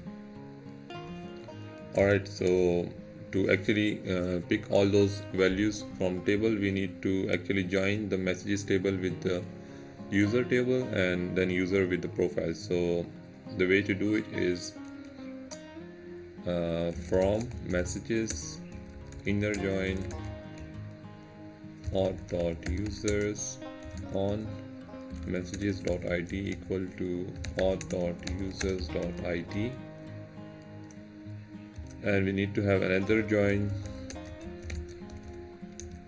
inner join with profiles on auth.users.id equal to profiles.id.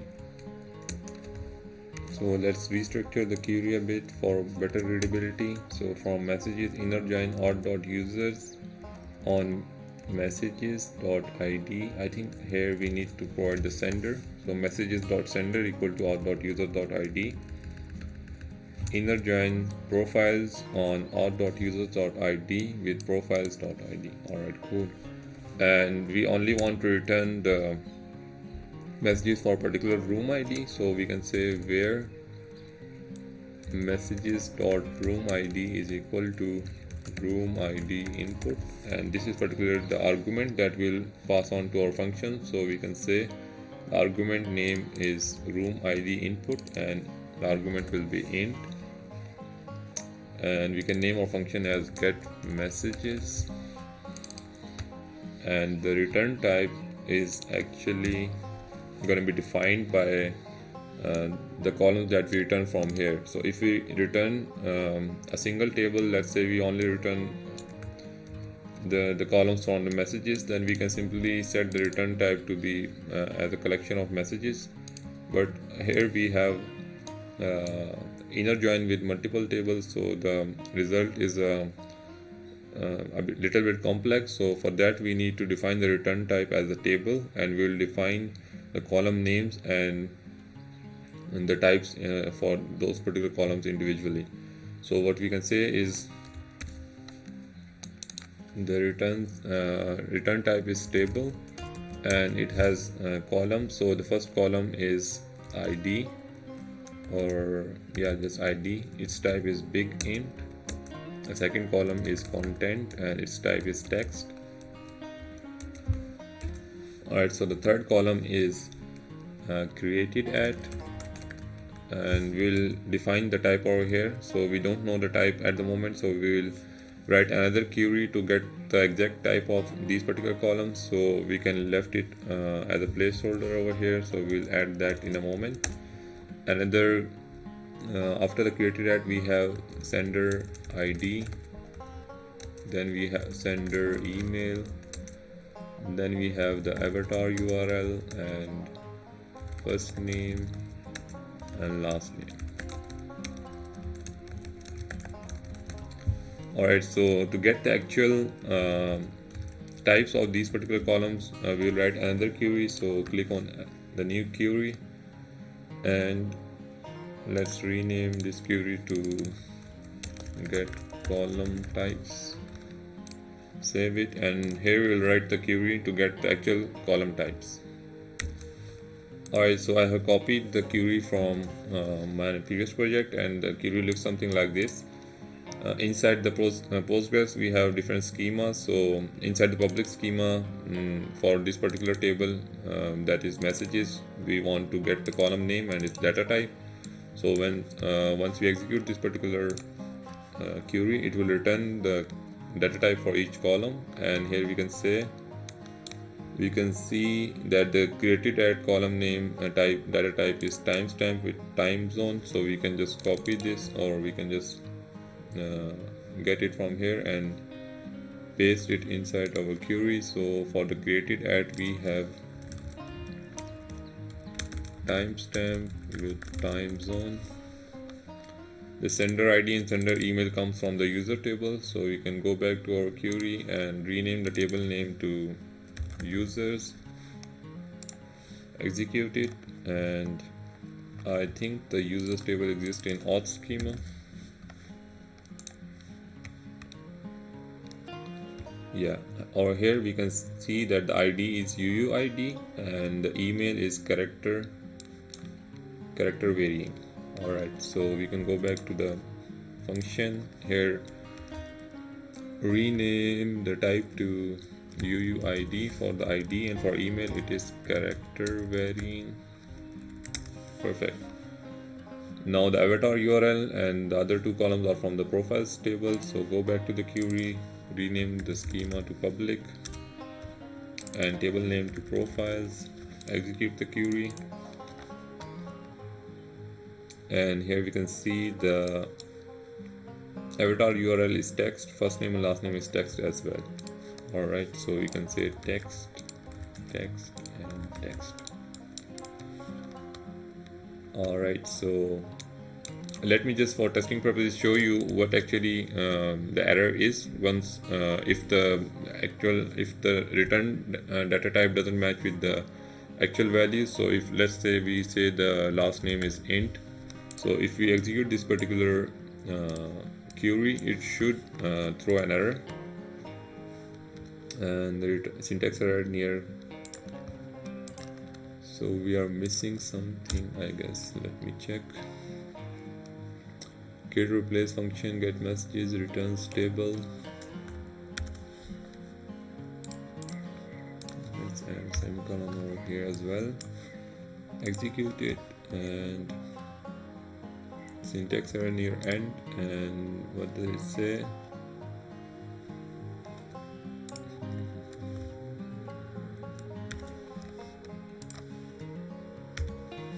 So add a semicolon over there and execute it again. Yeah, it says no rows returned. Alright, so it should actually throw an error over here. So alright, so let's basically call this particular function inside a new query to test it out, and I assume it should throw the error over there. So let's add a new query, rename this to test get messages, save it. Here we can say select static from get messages, pass on room ID 1 and call this. Here function get messages integer does not exist. What's the name of the function? Get messages.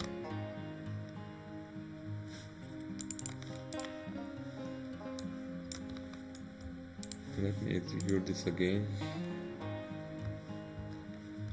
No rows returned, get messages.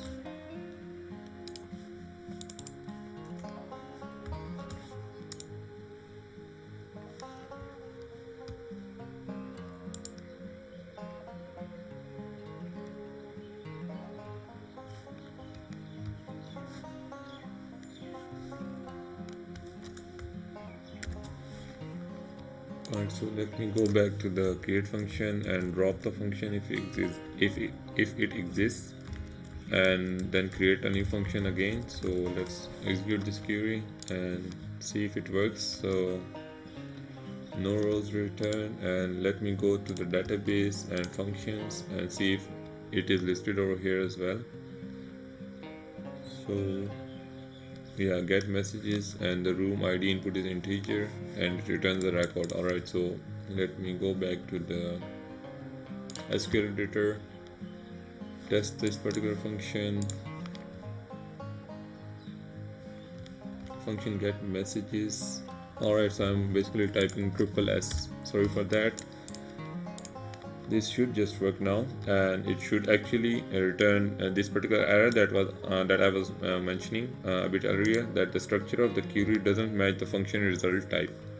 So this error occurs if you see this particular error, then it means that the return type doesn't match the actual type of the query.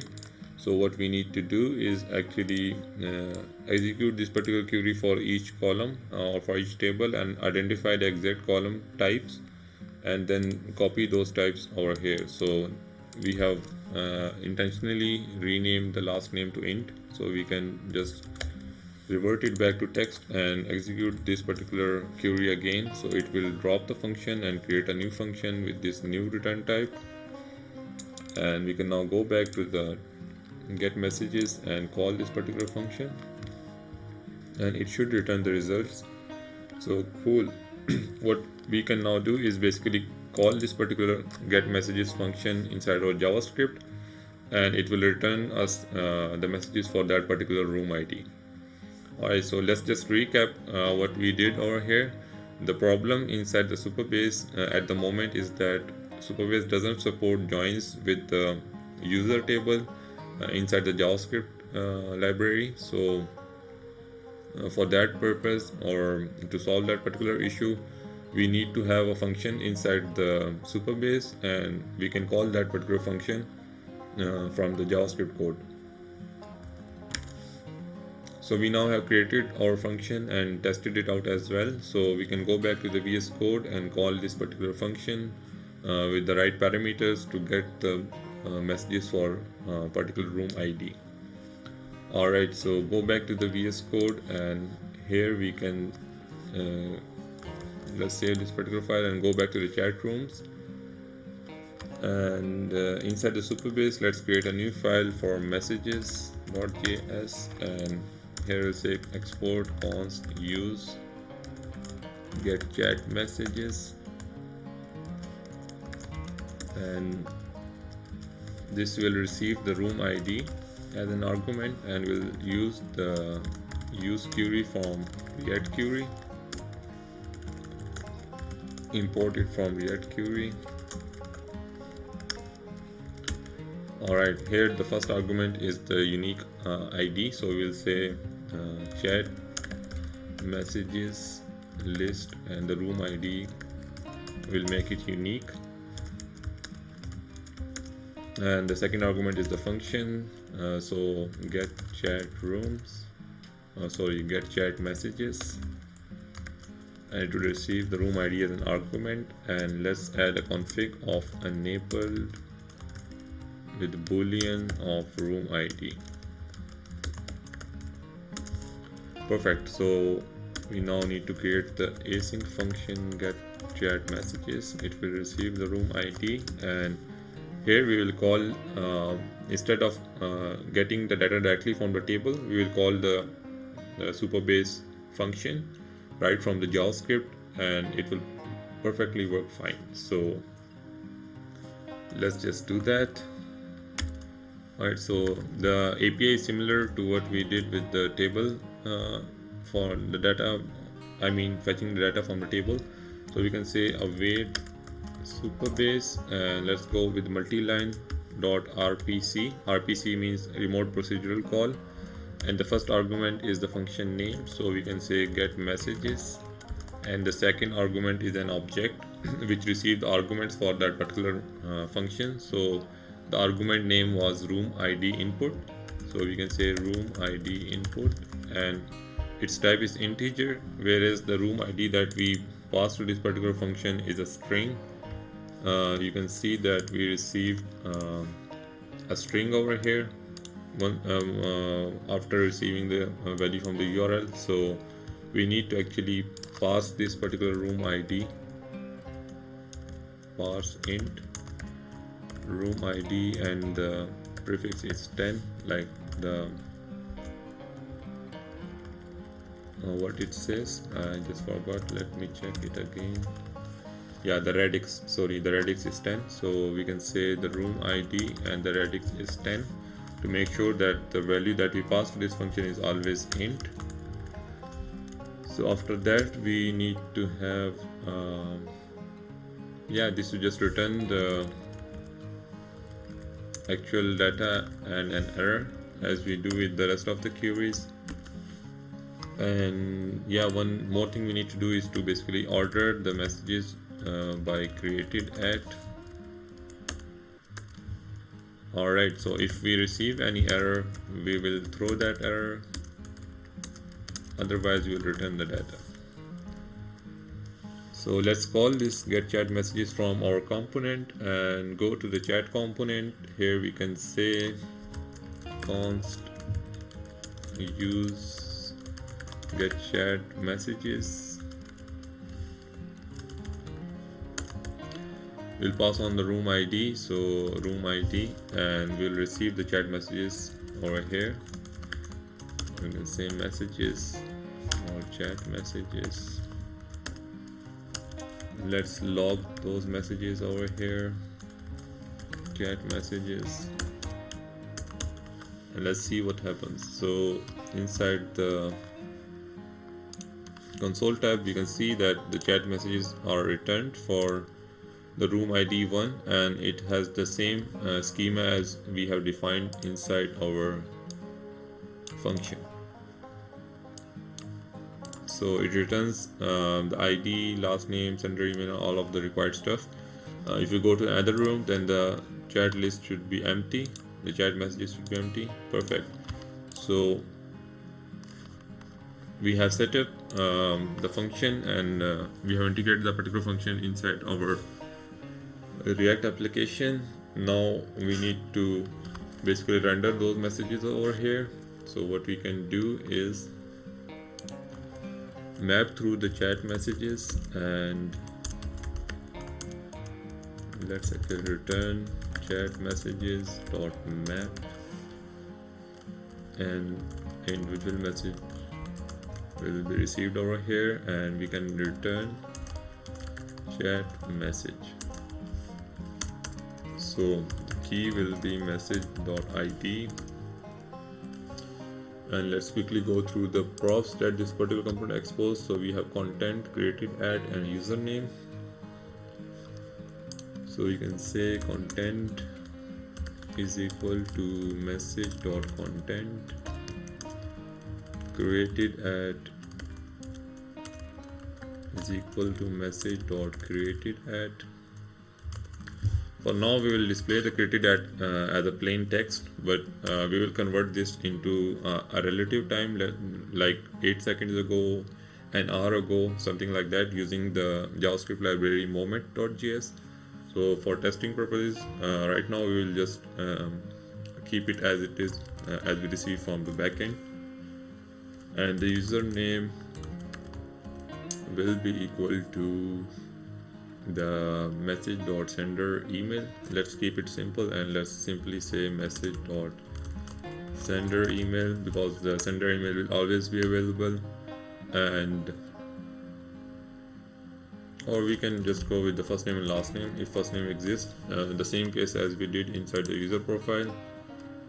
Where is it? I think it was inside the sidebar. Yeah, something like this. So you can copy this, and you can say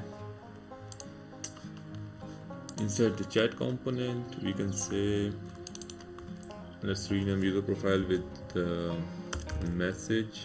So if message.first name exists, then we will display the first name and last name, otherwise we will display the message.sender email.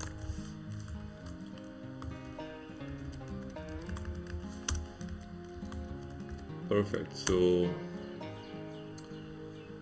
what are we missing at the moment? I think avatar. So For avatar will come in a bit. Let's first test it out, and you can see that the first message content is shown over here. First message for testing purposes. The timestamp is listed over here. The username is listed over here as well. So let's override or provide the value for the avatar. So what we can say is go to the Plasmic Studio, open the chat message component, and the name of the avatar component is avatar. So let's simply override that avatar. The is empty is gonna be true if the avatar doesn't exist. So let's copy that from the user profile inside the sidebar. So you can say, let's copy this stuff and rename the user profile to message and the user to message as well, message.sender email. Also message of first name and message of last name, perfect, and not of message.avatar URL and image URL, perfect. So it should just work. And let's go back to the component. Yeah, it's working fine. Alright, so the next thing that we need to do is to actually send some messages using this message input. So let's just do that and override the message input component. So let's go to the Plasmic Studio and go to the chat component. Inside the footer element we have message text input and the send icon. Alright, so let's override those properties. So you can say message text input on change E, and it will have e.target.value, or we can simply store this inside the message. So we can say, let's remove this and save the message input inside a local state. Set message input is equal to, or you can say new message, set new message react.useState, and here by default it's empty. Let's remove this log as well. So whenever we type in, we can say set new message is equal to e.target.value, and on click of send icon, so send icon on click, here we can simply console.log.new message, and we will clear the existing message. So set new message is equal to empty. Alright, so this should just work for us, and let's say this is a new message. Click on the send icon. Yeah, it's perfectly logging over here. Another thing that we need to do, alright, it's not resetting this particular state, so let me just check. Set new message to empty, and alright, so we are missing the value over here, so we need to pass on the new message to message text input as a value, and it should just work now. This is a new message. Yeah, it's working fine. Another thing that we need to do as a UX point of view is whenever the user hit enter key, then it should actually send the message as well. So currently it's not supported. This is not supported. Hit enter, it doesn't work. So for that we need to add the on key down or on key press event. So let's just do that. Alright, so we can say on key down, and here we receive the event.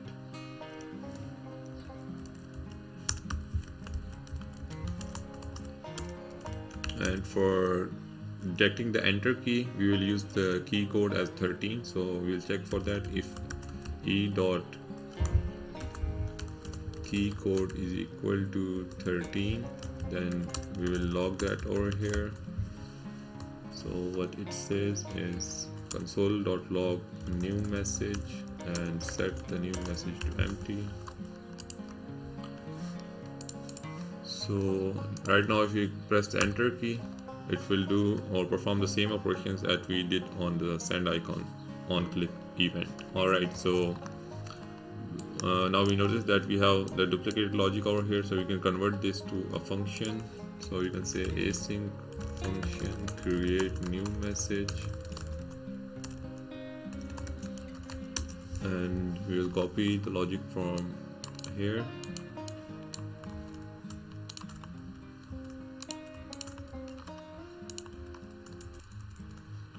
Right, and we'll simply call the create new message over here. Create new message. This is gonna be an async function. I'll simply await this. Same goes for this one.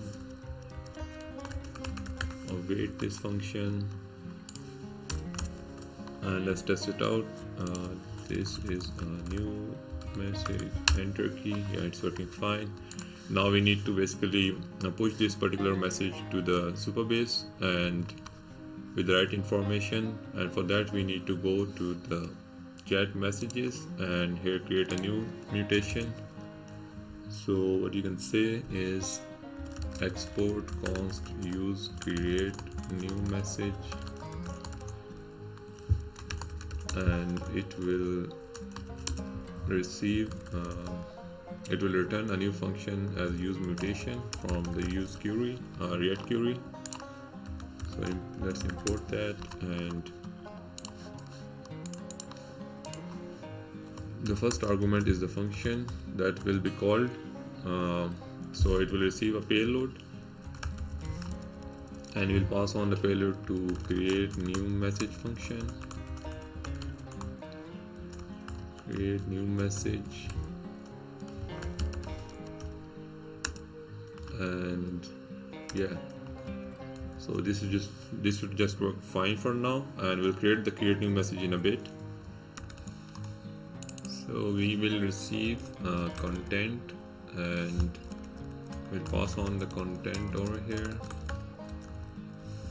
and we'll receive the room ID from over here, or we can simply receive the room ID over here as well. So room ID,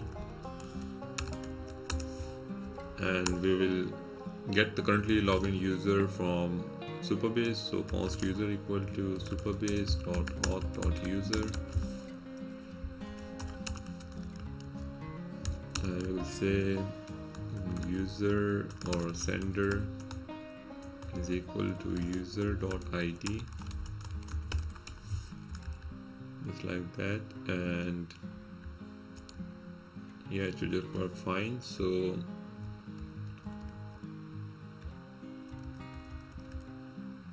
alright, so let's create the async function. Async function create new message, and will receive content, sender, and room ID,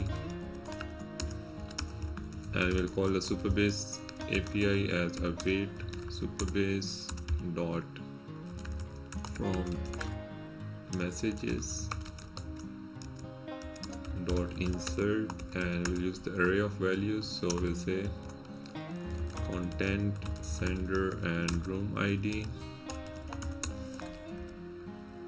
and it will return the error or data. So we'll check for the error. If there is any error, then we'll simply throw the error, otherwise we'll return the data, and it's now good to go. So let's use the use create new message mutation inside our chat component, and here we'll initialize it. Create new message mutation is equal to use create new message. Let's import it from Supabase, and you can say that instead of logging the message, you can say create new message mutation dot mutate async, and here we'll pass on the variables. So the variables that we need to pass on is content, which is equal to new message, and we will add a check over here as well. If new message dot length is less than equal to 0, then we'll simply return. Alright, so here we'll say content equal to new message, and sender, we are already getting that over there, so we simply need to pass on the room ID, which is equal to room ID, and we will await this particular function call just like that. Await queue, create new message mutation, and yeah, this will just work fine. And as we don't yet added the real-time feature, so once this particular message is created, we will refetch the messages list just like we refetched the room list before. So go back to the messages.js, and here we'll say on success we want to refetch the messages list, so we will import the query client from use query client. Let's import that from React query, and here we'll say query client dot refetch queries, and we'll pass on the key for the chat messages.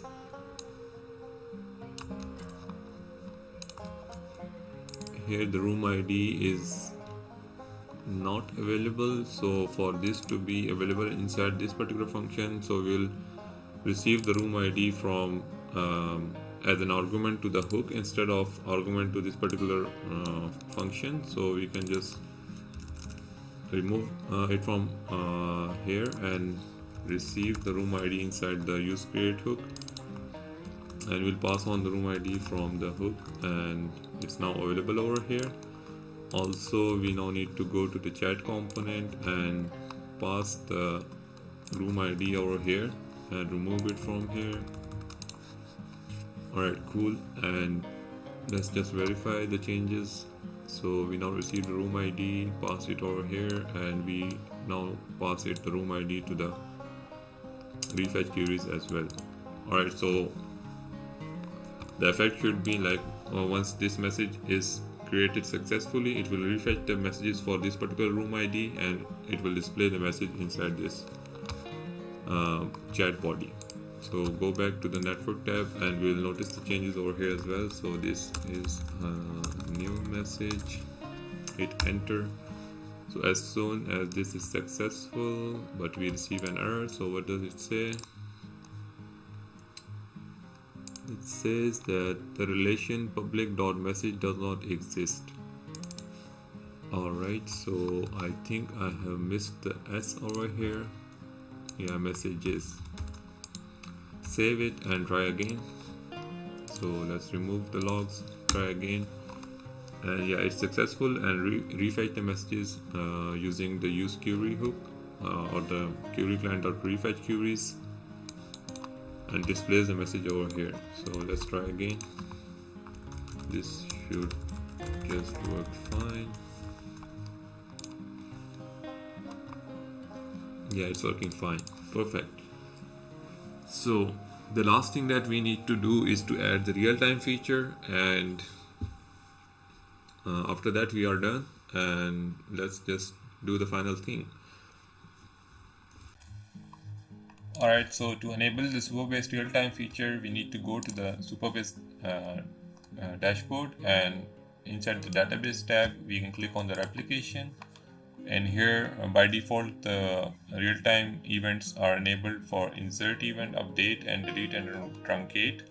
So click on the table. So currently it's enabled for the profiles table, and we can simply enable it for the messages by toggling this toggle by turning it on for messages table, and by that the real-time feature is enabled for the messages table. So we now need to go to the VS Code and simply subscribe to the insert event for messages table. So to do that, we will simply add a use effect inside our chat component, and we'll add the dependency array to be empty so that it is only called the first time the component renders.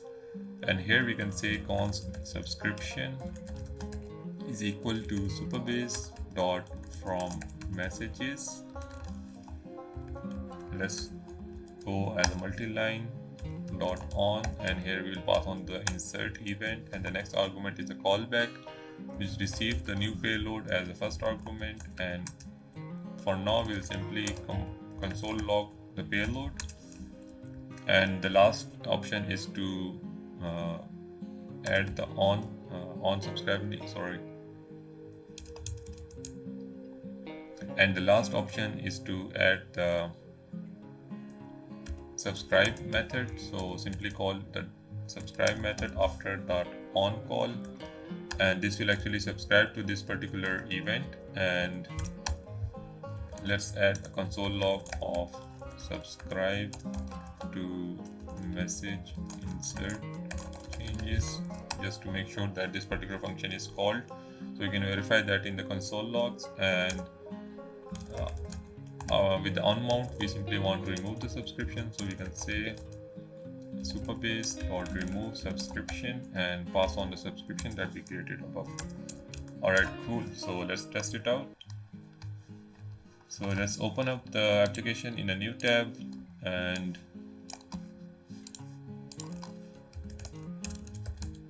to test out the complete chatting experience, you need to have at least 2 accounts. So I have created another account. So I will simply log in via that account. So let's say bounty037@gmail.com and use my password. Click on login and inspect. Go to the console tab, and once we click on the particular chat room, it should say subscribe to message changes.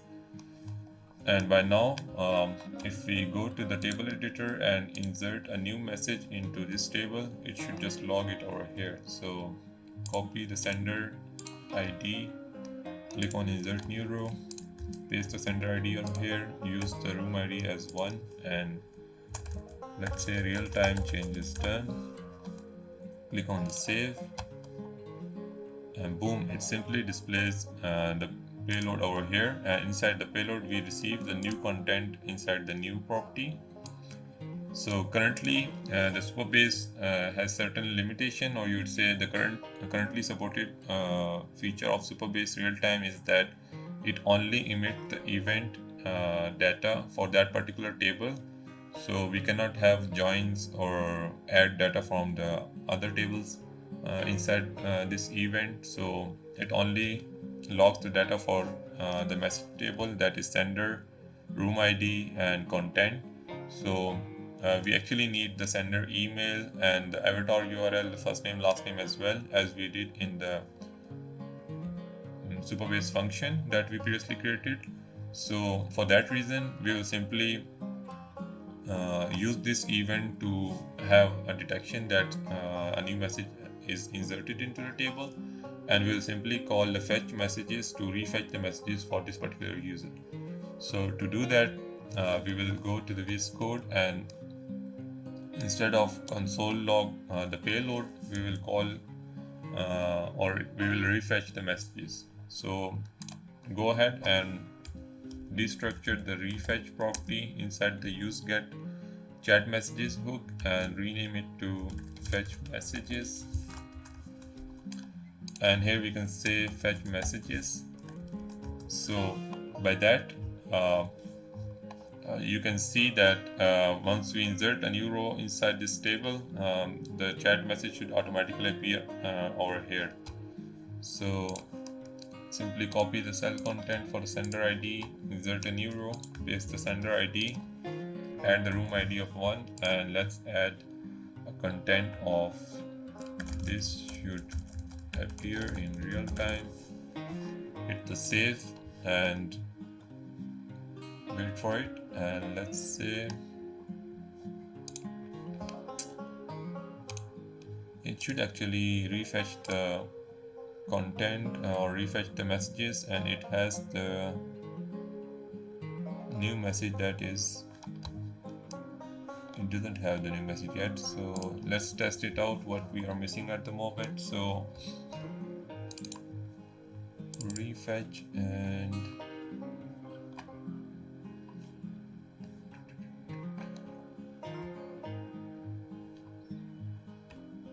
Let's console log the messages and verify if the chat messages are actually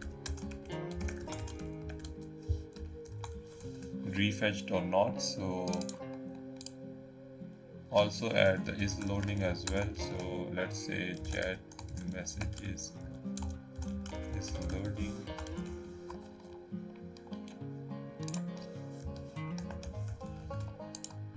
So let's verify if it's actually refetching the messages or not. So currently this it says this should appear in real time, and the last message is this one. So let's add another message and copy the cell content, insert new row. This is a new message, and let's save it.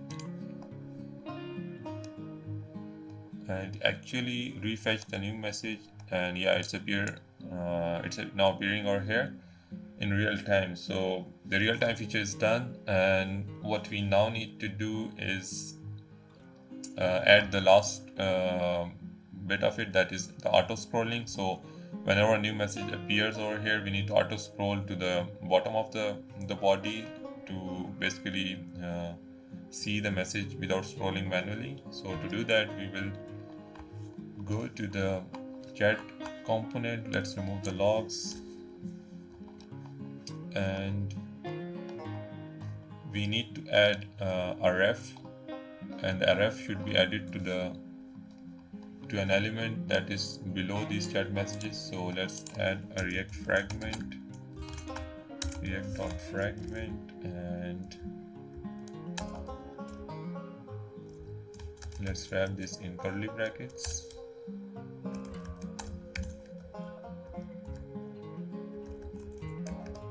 Alright, here we will add a dummy span component, and we will attach a ref to this particular span element, and we will scroll into that particular ref so that it has a smooth ref behavior, and it will always be the span element will always be at the end of the chat messages, so it will automatically scroll to the end of the body.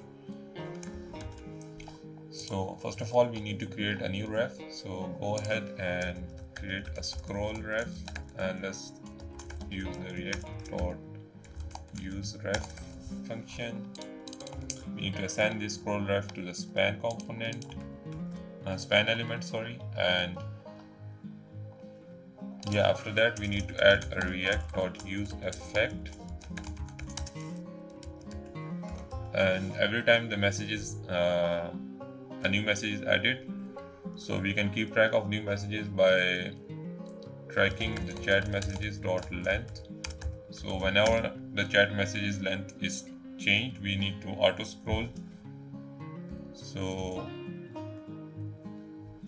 we can say if scroll ref dot current is not available, then we can simply return. Otherwise, what we need to do is we need to scroll ref dot current dot scroll into view, and we need to set the behavior to smooth, and let's call this after 300 milliseconds. So let's say set timeout, and we'll call this function after 300 milliseconds. Alright, perfect. So let's test it out, and yeah, you can see that if you go back to this particular room, it will automatically scroll down to the latest message. Yeah, try it out. Alright, cool. Same goes when we receive a new message from another user, or the new message inserted into a table. So let's test it out. Copy cell content, paste it, and here you can say you should see the scroll behavior. Save it, and yeah, it automatically scroll down to the latest message. Perfect. So I think the main and the core features are done. So let's simply tweak the UI by changing the scroll. It's basically feel like an ugly scroll with the rest of the UI, so let's make it a thin scroll. So I'll copy the scroll CSS from my previous project and paste it into the global CSS inside the Nextjs. Alright, so go ahead and open up the global.css. So I can go to styles, global.css, and here you can paste the styling for the scroll bar. I found that on the Stack Overflow, so you can simply search for styling the scroll bar or a thin scroll bar CSS, something like that. So you will end up having a similar CSS, or you can copy, pause the video and write the CSS from here. So save that, and you will notice that the scroll bar is now thin and minimalist, so it looks cool with the rest of the UI now. Perfect.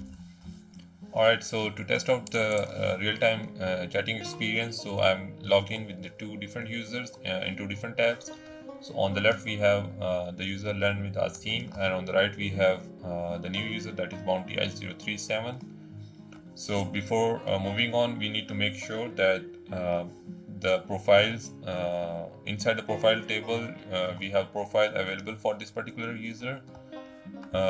That's because we have used the inner join inside our get messages. So if you don't have any profile inside the profile table, that is profiles table, then messages won't appear for that particular user. So currently we have only profiles available for the first user, that is learn with Asim. Only his messages are shown over here. So to make sure that the second user messages are listed in the body as well, we need to add the profile for this particular user. So what we can do is go to the profile tab for this particular user, upload a dummy avatar. Let's use the Nextjs one, and let's name it Nextjs. Alright, save the profile, and it will actually add the row for this particular user. So let's refresh that. Yeah, it actually does that. And let's go back to chat, and let's open up the chat for the first user as well. Open the dev test room, and here you can see the messages for the first user are now shown to the shown inside the body tab, and we can just refresh over here to go to the actual state. Yeah, right. Alright, so from now on, once we do a message, let's say this is a new message, it should appear in real time for the first user as well. So perfect, it's perfectly working fine. And the last bit that we need to add is that for the messages that this particular user has sent should appear on the right, and we should activate the is sent variant that is listed over here. So inside the chat message, let's open it. Yeah, the is sent variant should be activated for the message that this particular user has sent. So to do that, we will go to the chat component, and inside the chat component we are mapping out the chat messages. So here we will pass on the is sent to be equal to true if the user.id. So we need to get the login user from the Supabase. We'll say const user equal to supabase.auth.user, and if the currently logged in user ID is equal to message.sender, then it should activate the is sent variant. So let's test it out. Let's refresh the page. I think I'm missing something. So user.id should be equal to message.sender.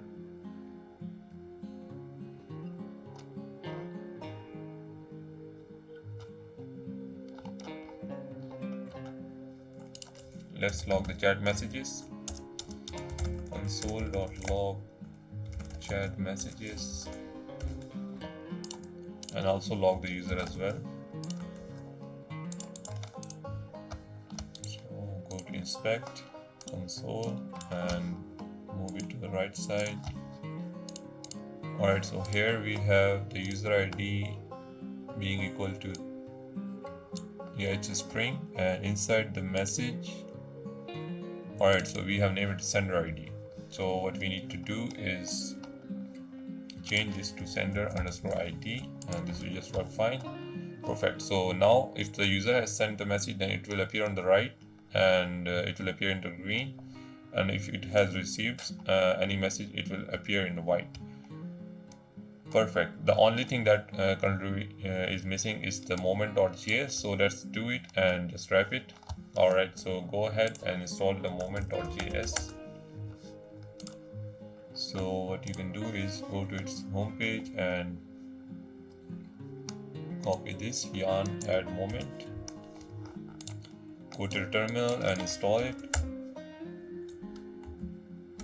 Alright, once that's done, we can go into the chat component and import the moment. So you can say import static as moment from moment, and here inside the created at, we can simply wrap this created at inside the moment variable, and we can call the function dot from now. Alright, cool. So this should just fix it, and yeah, we can now see that it's relative time, showing the relative time like 15 minutes ago, an hour ago, or something like that. Perfect. So with that being done, the whole application is completed, and thank you for watching. So if you like this video and you like to have a different clone for a different application, for example LinkedIn or something else, you can just leave the comment and let me know. So thank you for watching.